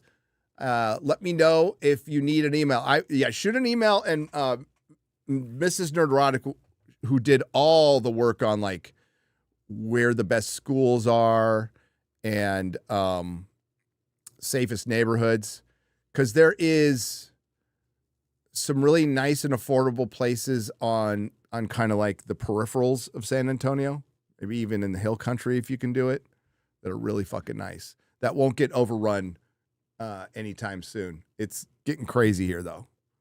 Going to be real. Our population's going nuts. Dude, did you see Alan Ing retweeted fucking Gavin Newsom? And he, I forgot what it was. Didn't he quote tweet? He quote tweets, but he says he's trolling, just like I do. Oh, yeah. But what Gavin Newsom said in the video is California, I'm paraphrasing, but California's doing great. Our population is growing. And I'm all, whoa, wait a minute, buddy. So I just did a quick double search. I searched it on, not just Google. I question Google on everything now. So I do a double search. And California's population, by the way, they lost seats in Congress, Chris. Yeah. They lost seats in Congress. And what makes you lose seats in Congress? Loss of population. Exactly. So California's population has grown. You want to know how? Average birth to death rate, 0.05%. And it's also bumped up a tiny bit because of international immigration replacing residents who are leaving at an extraordinary rate. That was what the California website, the government website, said about their population. So taxpayers are leaving for non-taxpayers, or potential future taxpayers. You could only hope. But I'm guessing that international immigration, Chris, considering what's the average if you go through the proper way to become a citizen, isn't it like 2 years? Pretty sure it's 2 years. That would be short. Pretty sure it's 2 years. Yeah. And that would be short. So, but I was always told, guys, that the great replacement theory was balderdash. It was bullshit. But I guess it's not. So, yes, California's population is growing with a non-tax-paying non-citizen base that's going to be able to vote. Yeah. That's going to be able to vote. So the guy, he lies and he doesn't care. And then I forgot the girl's name. She's doing a great job. I sound like Trump right there. She's doing a great job. She did the best job driving up and down California, go monitoring the high-speed rail that's not being built. This girl's she's a fine girl, beautiful woman, and she's driving up and down California to go look at the high-speed rail, which was started in, do you remember what year, Chris? I don't know. 2008. 2008, $40 billion of taxpayer money was given for the high-speed rail. Now, Gavin didn't start this. Gavin wasn't the director. I think he was mayor at the time. He wasn't the director. He wasn't the chairman of California. But, yeah. So it's been going on and on and on and on. It's now ballooned to a $160 billion project. They have not laid any track. They've built some bridges.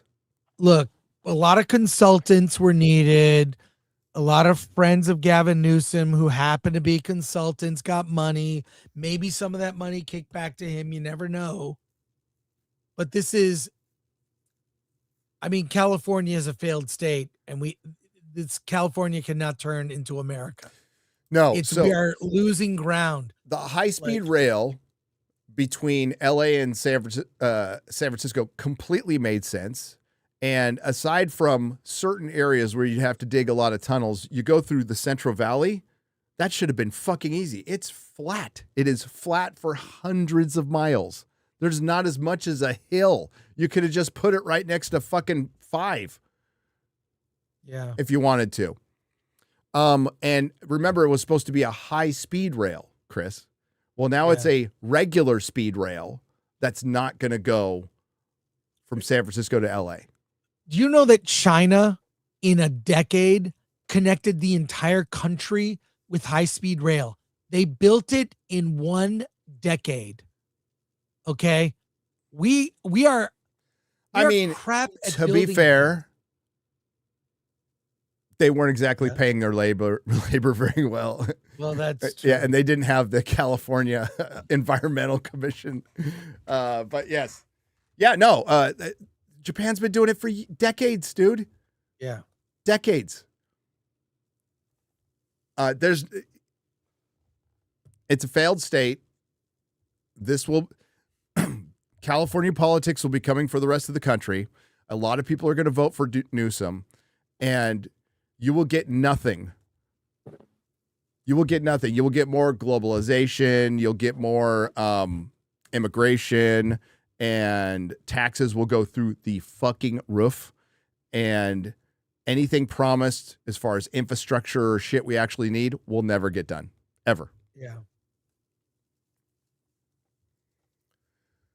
He benefited the economy right up till the end of 2019 was fantastic, and California was booming.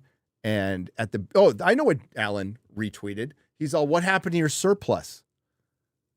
So they started the year with the $365 million last year with a $365 million surplus, and now they're $2.5 billion in debt. And the news thing clip that Alan retweeted was, well, we thought we were going to be $18 billion in debt, and we only have a deficit of $2.5 billion, so we're doing pretty good.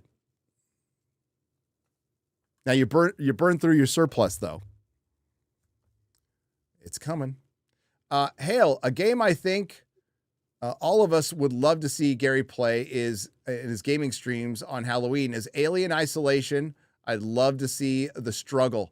A little bit political, but I hope the Iran people get free. I hope they do too. And if you don't want them to be free, if your Twitch streamer doesn't want them to be free, you need to question your life choices. Odd question to you both. Chris, did I once see you on, what is this? Reva's to Techzilla? Never. I don't remember that. Maybe I was. I don't remember. About to apply for a job. I don't know what any of this is. Gary, growing up, do you have a cousin on as a dairy farm near Menno, South Dakota? She was about your age, probably a second or third cousin. Yes. Who I've never been in contact with, but there's lots of Beeklers in South Dakota. Lots of them. And we have, I'm adopted, but so it's not by blood, but by name, lots of second and third and fourth cousins. Tons. I agree with Wanda. She would go out there and protest. She would also help people fight injustice. Oops, shake my head. She was too busy being rich. Yep. Has Chris watched Five Nights at Freddy movies? Yes, both. The first one was fine. The second one is for it's all fan service. And was fine for fans, but not for me. Oh my God. Jiggy Doss, thank you for the we'll just say $1. Thank you very much for $1. You can see the exchange rate there, right there. It's 79 pence to $1. B Chain 315 for $5. Hail Nooner friends. Going to see Fellowship of the Ring on Friday with my two buddies. Super pumped. Have a great week. You too. You too. I am perplexed why they're fucking doing it now, guys. The 25th anniversary for Lord of the Rings, the Fellowship of the Ring. It's so far from the 20. We're still in the 24th. It's the 24th year. The 25th anniversary is not until December. They should do a full release, a full wide release, 4,000 theaters across the country, Chris. Remember the 20th anniversary of Star Wars, Chris? Yes. It was in 97. Yes. It was a wide release. They were the #1 films in the country. People were waiting at midnight shows in line. That's what they need to do. Actually, Chris, Young Justice made Whelmed a thing. Yeah, they did say Whelmed in Young Justice. Yes, they did. You did? Okay. Sorry, but poop that smells a little less bad is still poop. I agree. Starfleet Academy, lesson 101. How to us. How to us? I think it's a pronoun thing. Okay. You see the pronoun clip from Landman? Yeah. No, I haven't seen it. Well, it's got they put out the first part, but it's got a follow-up. It's got a big follow-up. What does he say? I got to hear it. No, so it's Tommy's daughter goes to like the dorm? Texas Christian, right? TCU. And she goes to a dorm and she's got a non-binary roommate who is named Pagan. Like they go all in on the stereotype. So it's a non-binary with a emotional support animal that's a pheasant that smells. They don't like music. They demand that you use pronouns. All this bullshit. And his daughter's like, well, why do you need to use pronouns? Because it's plural, and we're only going to be using them when we talk. That give you an idea of the person we're talking about, yeah. Right? So you think Taylor Sheridan's going to show a little sympathy towards the non-binary? It kind of looks like they're leaning into like, well, maybe she's going to learn her lesson. So the clip you're seeing, she's crying at the end, and you think, well, maybe they'll do something with this. No. The next scene, they just go in and go, well, it sucks for you. You're going to be lonely the rest of your life because you don't like to have things like fun. Fuck you, and leave. Really? Yes. Oh, that's great. So it was all there as a prop up to just basically go, you are no fucking fun. Go get fucked. So it's pretty based where it ended up, dude. It was. Oh my God. I'll admit, because I'm like, where are they going with this? Are they going to be fast friends? Are we going to see a friendship develop? Nope. I love it. Oh, dude. Chat's out of control. Love watching you multitask this and try to speak to Gary. Chris ain't multitasking anything. I'm just ADD like Gary is. Two ADD old men trying to. Homeboy is doing exactly what I do. 5 things poorly at the same time. Yeah. I got like other stuff I could show for the show. So like I'd like to talk about Godzilla -0. I would like to talk about it. What do you got? Well, the poster. There's a teaser. Show me the poster. Show me. Right, I am. This is my moment. I would say it was kind of the movies I was looking forward to the most this year were Project Hail Mary, The Odyssey, And it's a little less Dune. People are talking me out of Dune, and I might listen to that. And maybe Spider-Man. What shot to the top of the list above Nolan's Odyssey, above everything, is Godzilla -0. Here's Godzilla the -0. poster with. Now it releases in Japan Well, November it's a bunch 3rd. of clouds. It's not, but what's in the clouds? Could it see be Godzilla? Oh, sorry. Well, Another Gojira. kaiju? look, I hope it's King Ghidorah.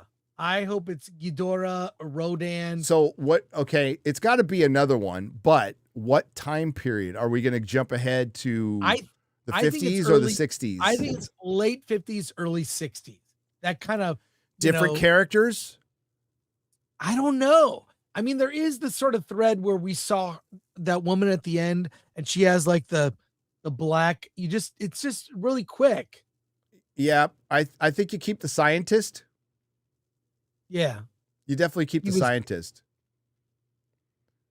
I think you keep those characters. They were really great. They were Or great, maybe it's a but whole- I think you almost need to use new characters because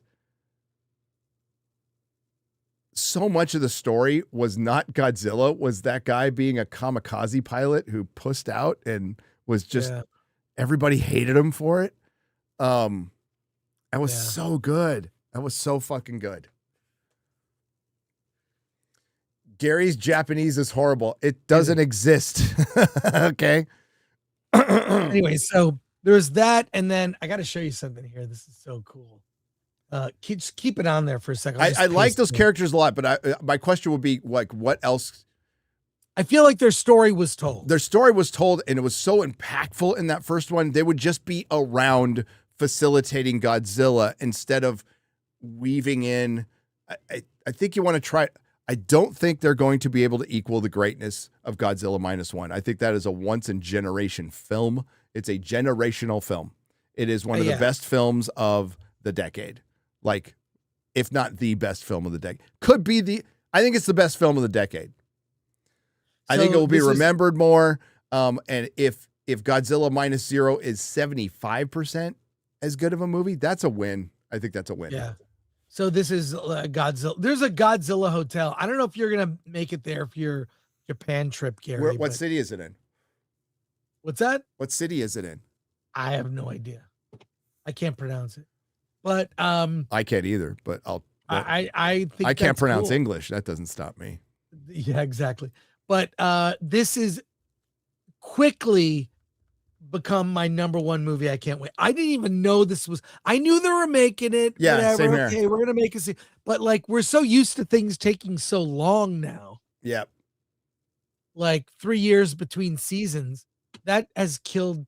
Dude, watching them win the Academy Award was like such a genuine good moment from the Academy Awards that you just don't get and haven't gotten forever. When you see a group of people who made something on no budget at all comparatively to any, you couldn't make a rom-com for fucking what they made this for. Yeah. And it looks so good. So it was a good moment. It was a wholesome moment. But yeah, I didn't know. I heard it was coming out this year, but like we didn't know for sure, Chris. So when we found out for sure, it was like that shot up to the top of my list. It's like, fuck yeah. Shameless plug for Daughters. Oh yeah, Daughters Revenge. Daughters Revenge. Drunk 3PO is got a follow-up book, pirate comic on Rip Ascend. If you want to show him some love, if you got his first book, or even if you didn't, maybe you can get his first book. And I don't know, maybe can you get his first book too? I'm not sure about in the store, but usually at meetups they have a lot of the books. Yeah, but you can check out Rip Ascend. It's called Daughters Revenge. Go support our friend Jay. I think he's at around he's getting close to 1,000 books sold. So awesome. Yeah. That's huge. Yeah. Eric Stratton for $7.77 just announced that OG Trio and John Williams music coming to Disneyland. People are all out surprised, but Disney World not included. What's this? Just announced the OG Trio and John Williams music coming to Disneyland? Oh, okay. So, you mean why am I blanking on the name of the Star Wars land at Disneyland? Galaxy's Edge. So they're finally bringing in Luke, Han, and Leia for the 50-year-olds that Kathleen Kennedy didn't want to appease. I have the story. Can I share it, Gary? I'm doing this is prep for my show, but I'll give it this right here. Yes, they're gonna extend the timeline at Galaxy's Edge to include Han, Luke, and Leia. What? I think it's too little, too late. Yeah, day late and $1 short. April 29th. Darth Vader, Leia Organa, Han Solo, and Luke Skywalker will arrive at Batuu, joining other beloved characters roaming the Outer Rim Post. Rey and the Resistance will continue their fight against the First Order in the Resistance camp. Yay. I've heard April 29th. I've heard people throw this out there, and I might not disagree, although it didn't make my top 10 it made my top 10 Disney Star Wars disasters, but it maybe should have been higher. Yeah. Is the Star Wars Hotel. And the failure. Oh my God. That failure is so epic and abysmal all at the same time, dude. It's $1 billion down the toilet. And by the way, I contributed to a Kickstarter with a documentary about it, but it's about the people who went there constantly and celebrated it. I'm sure it's going to be terrible, but I gave him $20. Kathleen Kennedy should be fired for that. That alone. Jesus Christ. Everybody's talked about it, but you make a Star Wars hotel about the original trilogy. Yeah. Making Cloud City. You don't fucking make up some stupid starship. Yeah, it's there's a 5-hour video on it. Go watch it. Oh, that one by Jenny Nicholson. That thing is great. Great. I got to get more coffee, Gary. Yeah, go get some more coffee. All right. The guy multitask. Yeah. A Twi'lek who's singing, but she's actually fighting for the rights of her people. When I first heard that cost me a monitor because I threw a Andrew Garfield's head at it. Oh yeah. And it broke. Could not fucking believe that. So just conceptually, all across the board, that was their dumbest idea. Now, their dumbest move, of course, was not putting Han, Luke, and Leia in a scene together. And I saw Chris going back and forth with a guy on Twitter, and you never know if it's real or not. But some guy said, nobody wanted Han, Luke, and Leia back together. Nobody wants to see 70-year-olds in an action movie. Stop living in the past. And it's like, are you fucking kidding me? That's exactly what Disney Star Wars was sold on. It was completely sold on Han, Luke, and Leia being back together. Their casting was the first thing they announced. They were locked in before Disney even bought it. And it was what they sold it on and not what they delivered.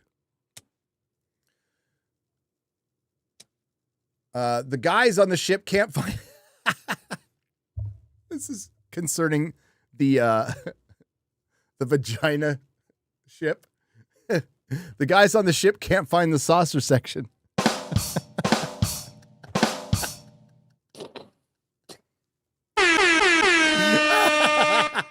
The elusive saucer section. Yes!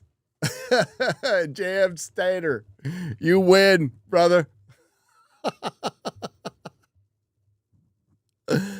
Oh, keep trying, guys. You eventually figure it out. All right. Practice makes perfect. That's right. Godzilla -0 will flush Avengers Doomsday. Yes. It's coming out a little too soon to say that, but I think it will do a lot better in the States than the last one did. And the last one was hampered by kind of a dumb release schedule. There was a lot of demand, but when they finally got it in the theaters, it did pretty well. But the secondary market and the word of mouth on that, and hell, Nolan said it was a masterpiece. Steven Spielberg said it was a masterpiece. But, I mean, to be fair, Nolan, one of his favorite movies is Talladega Nights, which is what makes me like him more, to be honest with you, because I actually like that movie too. From the description of the show, Sulu shows up. I wouldn't be surprised. Well, Tom Paris is going to show up. I heard about that, but that's not what we're talking about. And we cannot say specifically. I can't say specifically anything. I was worried the new Spartacus would be woke garbage, but it actually is beyond fantastic. One of the best series on right now.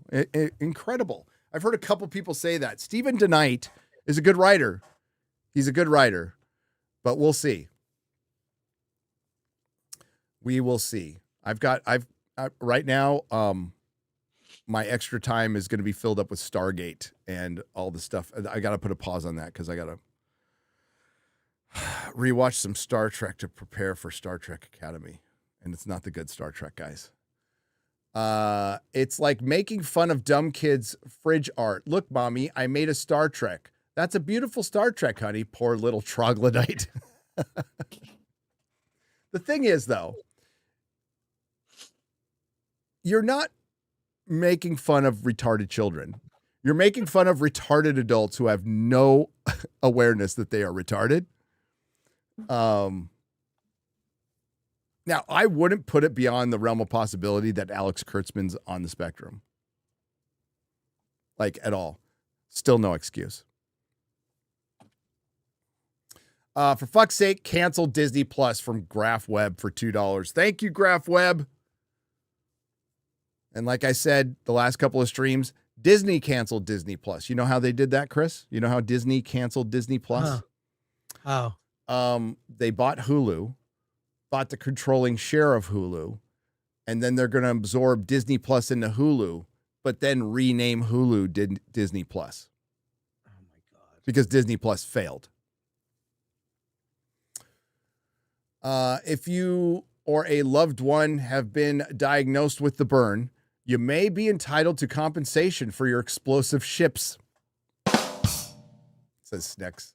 Starfleet Quality Leering Center is more appealing than Starfleet Academy based on the show. It is. Best way to write a gay character is to treat their sexual orientation as one aspect of their overall character. Yep, it's just a thing. Where did it work? The Authority comic. Early Authority comic. Apollo and Midnighter. It was an aspect. Captain Jack, not Sparrow. Harkness.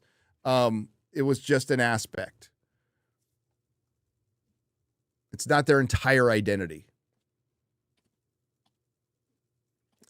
Pretty sure eating one's comm badge would automatically disqualify one for Starfleet. I think it would too. And we watched the scene, and it is not funny, but it might. And I doubt even Alex Kurtzman or the showrunner, what's her name, with no experience, who wrote for The Magicians, laughed at it, but they are like, well, this is what people think is funny, right? Especially people who talk up. Jesse Gender might think it's funny. I think movie theaters could survive if they clean the theaters and restrooms better, along with improving customer service. Silo full of Cool Ranch Doritos. Thank you for the $5. They can't afford employees. They're so minimally staffed. And true. Yeah. And yeah, the bathrooms are not good in most places. Not even in the Super Bowl of theaters in LA, which is the AMC in Burbank. Excuse me, Gary. I'm having some computer problems, Gary. I might have to go and come back. Okay. But I'll be back. I'm gonna have to like restart or something. So I'll be back. Okay, see ya. See ya. Nick HX says, so it begins. And Space Dad, welcome to the radicalized level. The Fellowship. Ruffalo is a useful weather vane on moral issues. He's reliably wrong about everything. Gideon John Jacob, welcome to the Fellowship level. Irish Skywalker, welcome to the Fellowship level. Chris, well, I'll wait for Chris to get back on that one. Retro Meister, 2 parts for $40. Thank you. Says, hail, Gary and panel. I thought the news, I got the news late about Scott Adams. Yeah, Scott Adams passed away. Not a long, short battle of cancer. Either way, it was very aggressive. It was prostate cancer, and it sucks. And he will be missed. A legend is gone. Rest in peace. He's been chronicling it and talking about it a lot. It doesn't make it any easier to hear about it. Fuck cancer. Lost a good one, man. He should be recognized and honored as Peanuts creator Charles Schultz once was, and who passed away back in 2000. But we know the left and the mainstream media won't do that. No, they already, people took a jab at him. Fucking pieces of shit. I used to watch Dilbert's animated series on TV secretly when I was a kid. That taught me more about work life, even life itself, compared to any other show I watched. Along with an awesome intro, I still jam to that even as an adult. It's worth noting Daniel Stern was the voice of the title character and my nerd hero. So it's kind of an insult to injury that he's fallen on hard times, won't recognize Adams for once voicing his character. He's got troubles of his own, Daniel Stern, I believe. But rest in peace, Scott Adams. Honestly, Berman was stale from season 6 TNG. He put all of his focus on DS9 and Voyager because they didn't have the ghost of Roddenberry hanging over them. It was stale, but like looking back, what he accomplished, it might have felt stale at the time, but looking back, he accomplished something. Nobody will ever be able to do that with a sci-fi franchise that's that tight. That's not like NCIS. That's just stupid.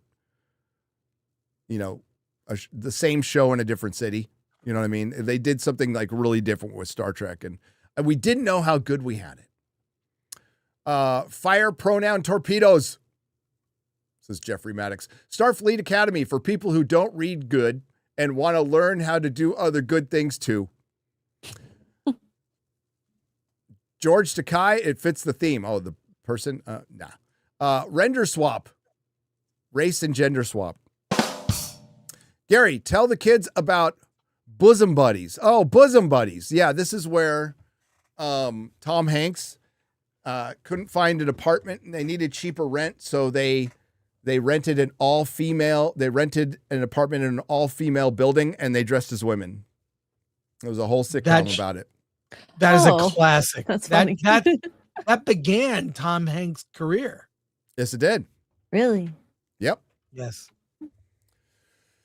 Irish Skywalker says, Chris, will you be at MegaCon? I met Alan in the past MegaCon. Gary, I'm assuming you and your crew will be there at the meetup. Be well.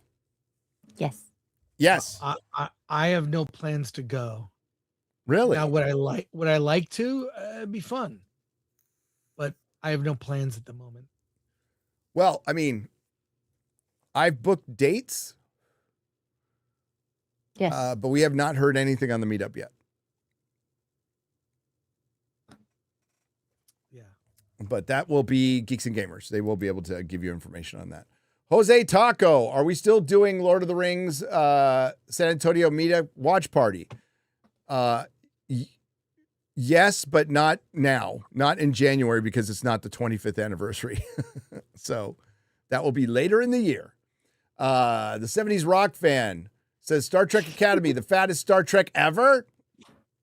Maybe. It might be. I think so. It might be. 3D Honda, welcome to the radicalized level. I appreciate it. Rachel Zegler might be the best actress under 30. Just a random thought I had the other day. That's a random thought. Didn't Star Trek Prime Directive prevent crew from bringing substandard populaces into the interstellar community? An underrated lesson, if so. Ryan's pin would say, "Be gone." Sean Penn isn't done with Coke. Coke is done with Sean Penn. The stymie. Gamer Gramps for $5. Is David Tennant voicing Captain Webbeard on Spidey and His Amazing Friends? I'm on propaganda watch for my family. I don't know what that's in reference to. Are they redoing Spidey and His Amazing Friends? David Tennant, he voiced a robot in Star Wars. Gary, 2026 is even more chaotic than 2025. World War III next? Nah. Did you see how quick we went into Venezuela and just plucked their leader? You don't think we can't do that with anyone else? Which really does kind of expose all the on and on wars that we get into. Poor Mark Ruffles. He opens his mouth and stupid comes out. Yeah. Imperial Fist Stand for $5. There is a chance that both governor candidates are Republican because of how California does their primary. That would be hilarious. Hopefully it happens. Who's the front runner right now, Chris? For what? Governor of California. Oh, there's like a sheriff I follow. There's Steve Hilton. It's an open field now. I don't think there is. I mean, but like Steve Hilton raised like more money than all the Dems combined. And then there's the guy who's running for mayor, Spencer who Pratt. I love this guy. I saw that he wanted to. Is it the sheriff for San Bernardino running for governor? I follow him. And then Hilton. Who's the Democrat front runner? Steve Hilton is the front runner. Okay. So there was that chick who was a front runner for a while, and then she opened her fucking trap, and everybody found out about her, and then she fell off. Yeah, I forgot her name. Yeah. But, we'll see. We'll see. I don't know if Steve Hilton, any relation to Paris? Is he a Hilton? He might be. I don't know if he's a Hilton. Let me see. Steve Hilton. Hilton's original owners of the Chargers. Baron Hilton. It's Riverside. Sorry, did I say San Bernardino? You know what? Always close been the enough. Same, always been the same thing to me. Yeah. What's the difference between Riverside and San Bernardino? Nothing. But it is Riverside, yeah. And he's based. Used to be on Fox News, I guess. So he's the front runner right now for the whole Correct. state, not just Republicans, the whole state. Correct. Okay. It's so early. It doesn't. Well, don't be surprised if he has like some crazy polling numbers and then some Democrat you never heard of wins. Right. Mysteriously. Yeah. Like Karen Bass, when it looked like that she was going to lose. And then the next morning. Oh, dude, she got a 3 a.m. ballot dump. She did. I watched it happen. Yeah. It's just so like. They do it in your face. They don't realize care. how this erodes confidence. Like that's the whole point. So it's a win-win for them. They win their election with their 3 a.m. ballot dump. A bunch of people argue saying, no, you're just a sore loser. This is America. Corruption like that doesn't happen. These are the safest elections. And they want people to lose trust in the system, in this system, so they can create a new one. So it erodes and they can create a new one. They want to burn, Chad Chris.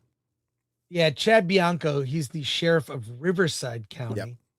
I have friends in Riverside, and I follow him on social media. He's very outspoken. which we like. Yeah, I love that. But Spencer Pratt, running for mayor of LA. Do you think he can win? There's a lot of enthusiasm, but Karen Bass has money and power currently. No, she has the Obama. It's hard to get behind her. Yeah. There's got to be an anti. And then I'm just looking at the job she's done. It's terrible. And like, we need to hire someone else to fix the city. And Spencer's convinced me. I followed him for the last year since the fires. He's been very outspoken. Yep. And like, seeing the passion, he's going to do something.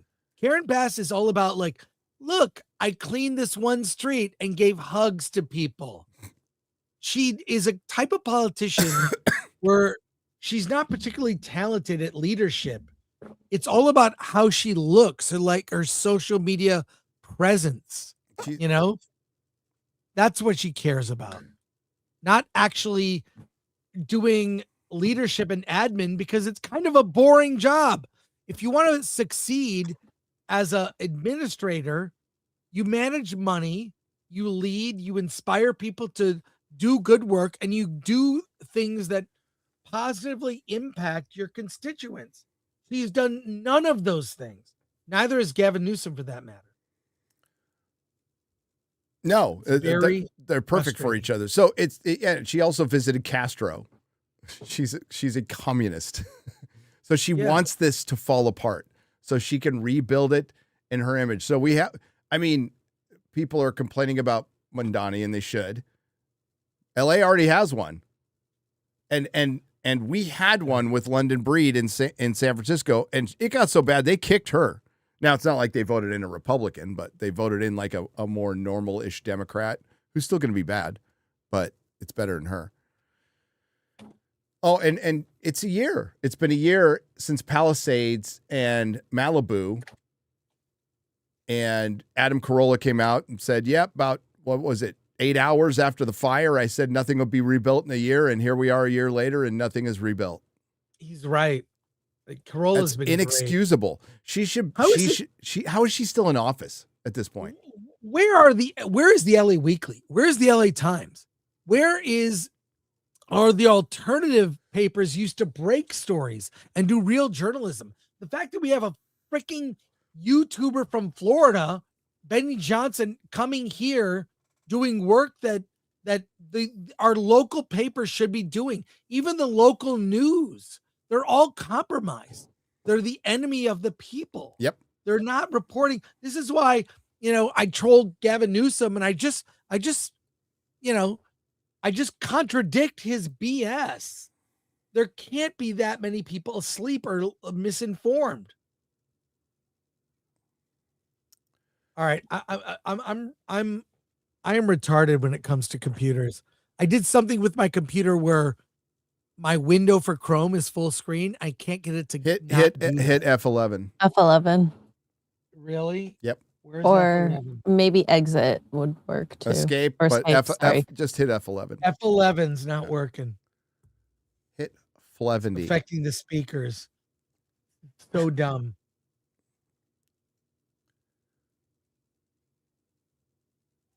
Did it work? Escape doesn't work. Nope. Escape doesn't work. And you restarted your computer? I restarted. I'm like, it says press and hold escape. Desktop. Press and hold escape. Press and hold it. Really? Try that. I just did it with Chrome, so. Oh my God, it worked. Sweet. I need an Asian. Is your computer plugged in? Alan? I was going to say, you're in California. There's tons of Asians there.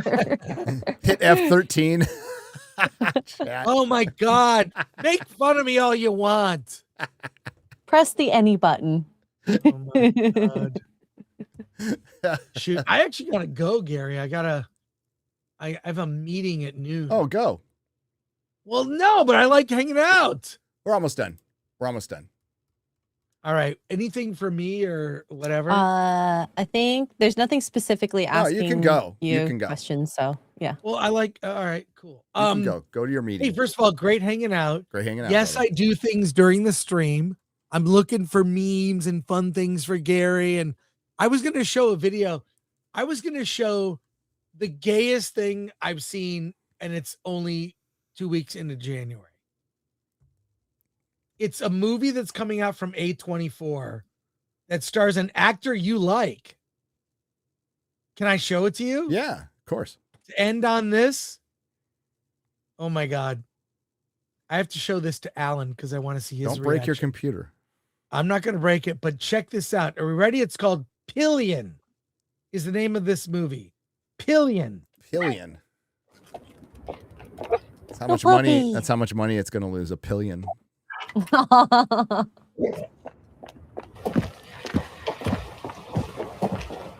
Oh, Ooh, Skarsgård. What am I gonna do with you? It's Whatever you Dudley. Really? It's Oh my God. It's Dudley from happening? Harry Potter. What is that? Oh my God. What is happening? Oh my God. Dudders is going to get dudded. This is super gay. You just gotta watch it. Now, is any of your business? Fair enough. It's the Dursleys. It's the gay Dursleys.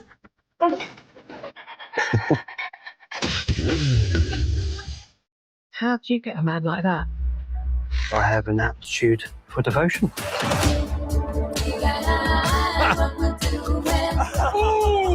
Oh, Jesus Christ, Chris. Happening. What the fuck? This is Folsom Street no, Fair shit. No, according to Attitude, which is a media outlet, it's the most romantic film ever made. Oh my God. Send the media. What's your secret? You don't have to say. I'll keep that in mind. Okay, stop. Pause, I'm not pause, sure I pause, like pause. Music.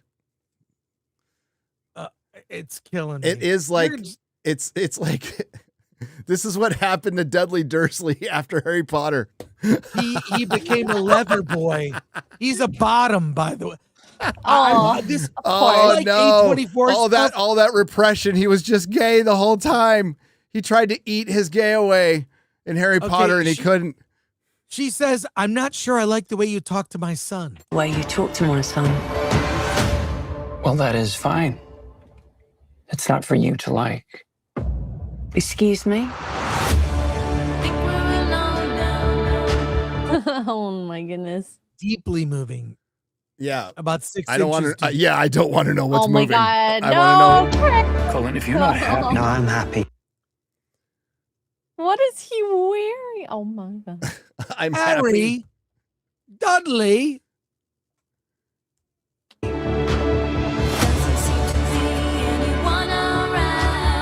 I can just maybe be a bit happier. That's all.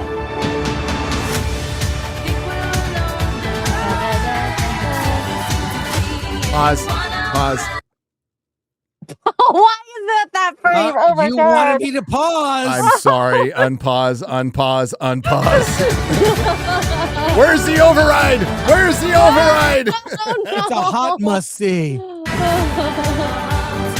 Do me a Wow. favor, Gary. Wait, no, Show go, this go, on- go, stars. go back to all the 4 stars there real quick. I got to Okay, see, but like, you have to show this on FNT, Oh, please, there's a or real film. BBC. so It's just came out this Empire morning. Magazine, The Standard, The Upcoming, Loud and Clear, and Attitude, and Time I've Out never heard of them. have all given it 5 stars, everybody. You're going Well- to go now. With the exception of Empire, I'm sure those are all gay outlets.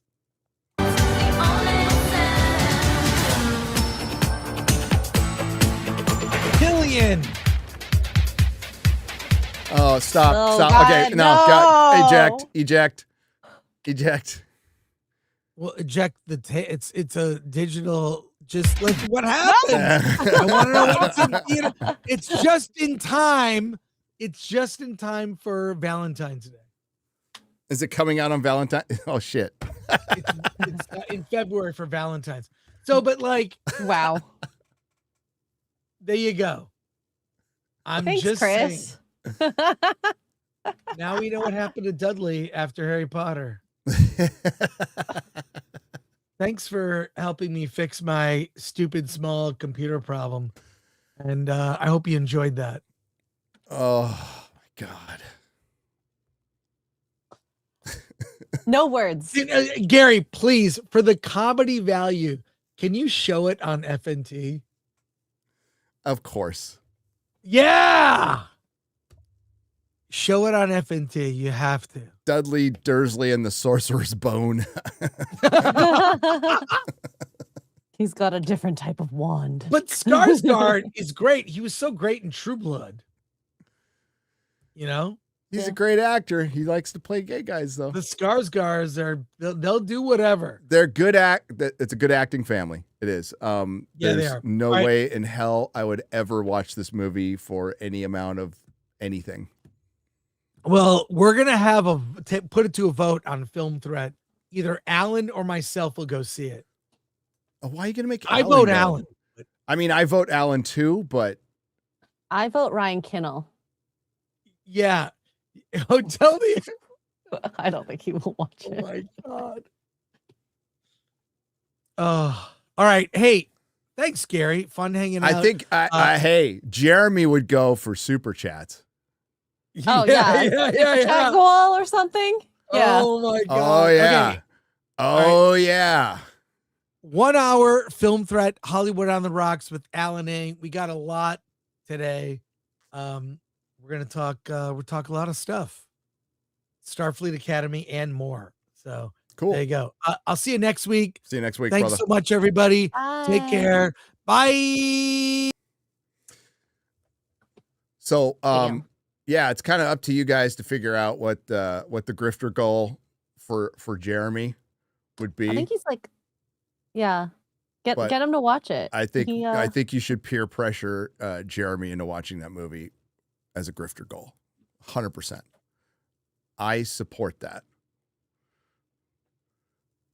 I support that. You guys talk amongst yourselves in the chat. The 199 can figure out what's probably fair, and you will have my emotional support for that one completely.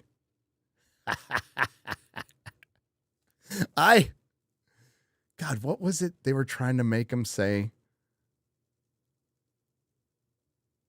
I forgot what it was, but he had Beardo's beard on, and he said, "I am gay" or something like that. I clipped it, but I haven't used it yet. But you should. Yeah, I wanted to wait for the right time. Is it an IMAX? God, I don't think so. I don't think it's going to be. I think it's going to be on like the smallest screen in your local theater in San Francisco and New York. One screen only. One screen only. One screen only. The Skeleton King for $2 says Newsom is a cartoon villain. I don't know how he has support. It's California. Gamer Gramps for $5. X-Ray Girl. If you want to come to America, I'll adopt you. Woody Allen style. I feel like that's a trap. Yeah, a little bit. Well, he's being pretty clear. I don't know if it was a trap. I think that was very specific. I mean, I don't know what Woody Allen's style is, but Nuclear vessels, says Robert Hayes for $1.99. Robert Hayes $4.99. What do you think they could do if Batman were in? What do you think they could do if Batman were in Marvel Comics?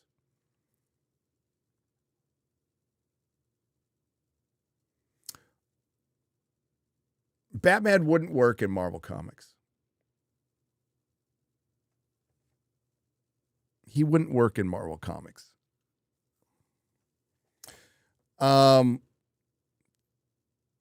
They've had him cross over, but they would probably just do the same thing. It would be just the same thing. Run like hell. That's what they do. I heard in the past month, California lost over $1 trillion in taxable revenue by billionaires leaving the state because of a proposed law to tax them. Yeah, Melissa mentioned that to me. It's probably potential tax revenue. That would be my guess. But the amount of major corporations that are moving their base from just California to Texas is a loss of billions and billions and billions and billions of dollars. Yes, losing Tesla was huge. Dearest for $5. The first Transcontinental Railroad took 6 months to build, 1863 to 69. It cost $1.2 billion in today's costs. Oh God. Yep. Lots of dead Chinamen. Matthew Hammond for $5. A private company built high-speed rail in Florida called Brightline, connecting Miami and Orlando. Construction started in November 2014 and it opened in September of 2023. Private companies will build it faster. What is in the middle of Star Trek Picard 3 when Kurtzman pitched the idea of Starfleet Academy? He tries to use the success of that season. He did. So he had been thinking about it for a long time, and he did pitch it as Harry Potter Star Trek. That's what it was pitched as. Simple as. He used the popularity of Picard Season 3 and all the awards to help launch this. Legacy was never going to fucking happen. And the amount of they spent a lot more money on Star Trek Academy than they did on Picard Season 3. A lot. Matthew Hammond for $3. Did you hear about the updates to the Peacock app in 2026 that will allow you to mute commentators and adjust crowd noise via that's what I was talking about. Yeah, via Dolby integration for sporting events. Yeah, why? Why would you want to mute the crowd noise? That's the best part about live sports. I like Norm Macdonald's take on cancer. You aren't losing the fight. It is a draw. I've reached the age where all the actors I grew up with are passing. Yes. To stunningly and bravely go where no donut has gone before, or a lot of donuts. Jesus Davila has gifted 1 Nerdrotic membership. Thank you very much, Jesus. Any of y'all in District 23 in Texas got to help Brandon Herrera, the AK guy, beat out Tony Gonzalez this year for Congress. Love the stream, guys. Yes, if you're in the 23rd District of Texas, which I may or may not be, vote for Brandon Herrera, the AK guy, our buddy, our pal. Good guy. Taking a massive pay cut doing this, by the way. Tony Gonzalez is he's a rhino. He's a uniparty guy. So we'll see. And he only won by 600 votes last time. Hard to grift off taxpayers if problems solved. Yes, Matthew Hammond, you're right. Ukraine is in Europe. It's next to Russia. Thank you, Kamala. Thanks. This gay goes to 11. Yes, it does, Harry Brownhole. Yes, it does. Yeah, it did. All right, we wrapped up. Yes, we are. All right. Thanks, everybody. Thanks to the Modrotics. Thanks to everyone who left Super Chat donation. You help keep the lights on. Thanks to Chris Gore. Go check out his next stream. Our next video will be Star Trek Academy, of course. And that'll be in the next couple of days or so. We got Friday Night Tights with Yellow Flash. All kinds of stuff coming up. What do you got coming up, X-Ray Girl?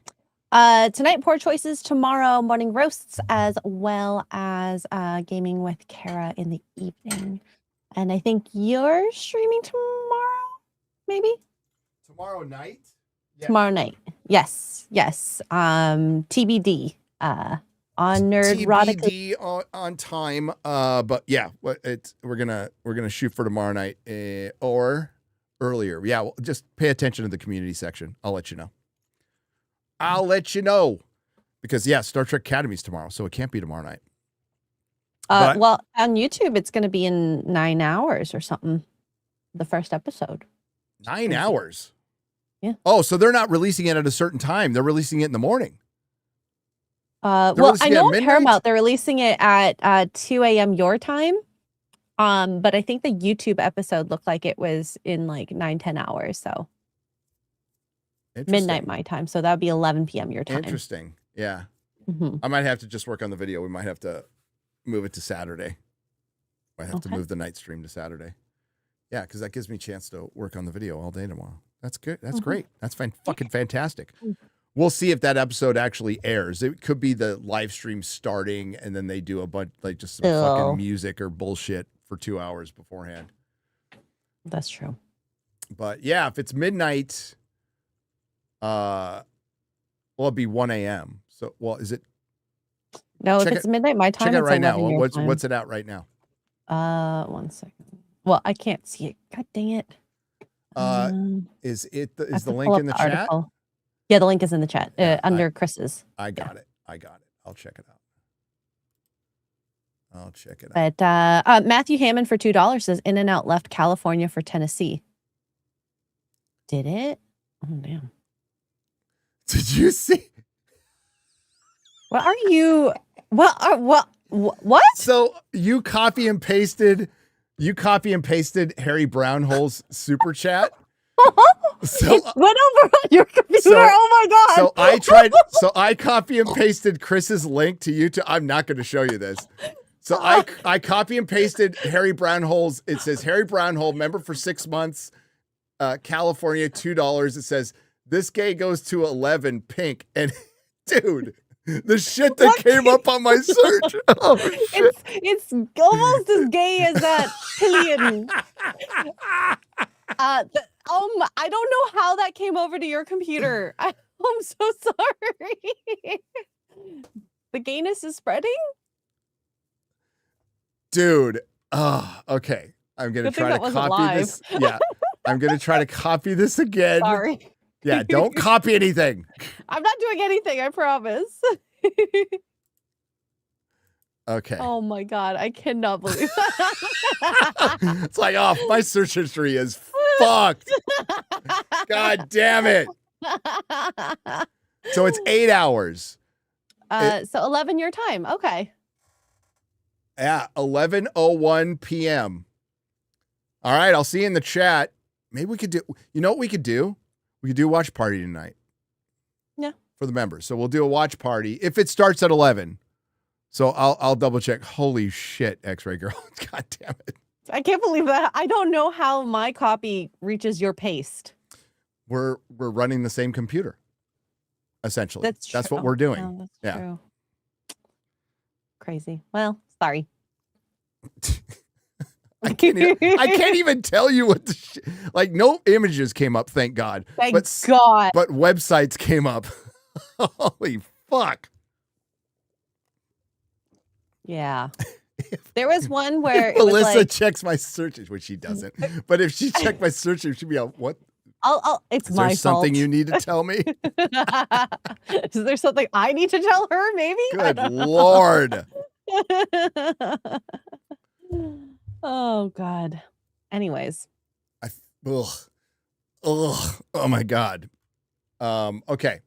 So we have 8 hours till Star Trek, premiere. It says kids these days, full episode, Paramount Plus. It starts at 11 Central. So if that does indeed happen, guys, if you remember, we'll do a watch party. We'll do a watch party on this channel. In the meantime, hang on to the link. As always with these streams, I should talk about this a lot more. Other than Friday Night Tights, we unlist the streams and we re-upload them on Nerdrotic Live. So if you ever miss the stream, you can find the link on Twitter, or just hang on to the link and watch it on the main channel unlisted, or you can wait for the re-upload, which is on Nerdrotic Live. It's done for algorithmic reasons. That's it. And I've been doing it for years. So people are just mostly used to that. You can also listen to it on Spotify. You can listen to it on Audible, on Apple Music. Anywhere you find your podcast, you can listen to this podcast for free. I don't even think there's commercials on most of them. If you're on the road, you can do that. But leave a review if you ever do. We do pretty well on Amazon, right? Or on Spotify. We do pretty well on Spotify. Yeah. Considering there's no promotion whatsoever for it, we do pretty well. So thank you guys for supporting us. We really appreciate you. And I guess I'll see you tonight. I guess I'll see you a little later tonight. No, 8 hours it says 8 hours. Premieres in 8 hours. I'm responding to the chat. Mark, is it 9 hours, 11, it's 8 hours. No, it's 9 hours. Yeah, why? Oh, because it's not exactly. That's why. So it premieres at 11. So it's a little under 9 hours. I get what you're saying, Mark. Alrighty. All right. Thank you, everyone.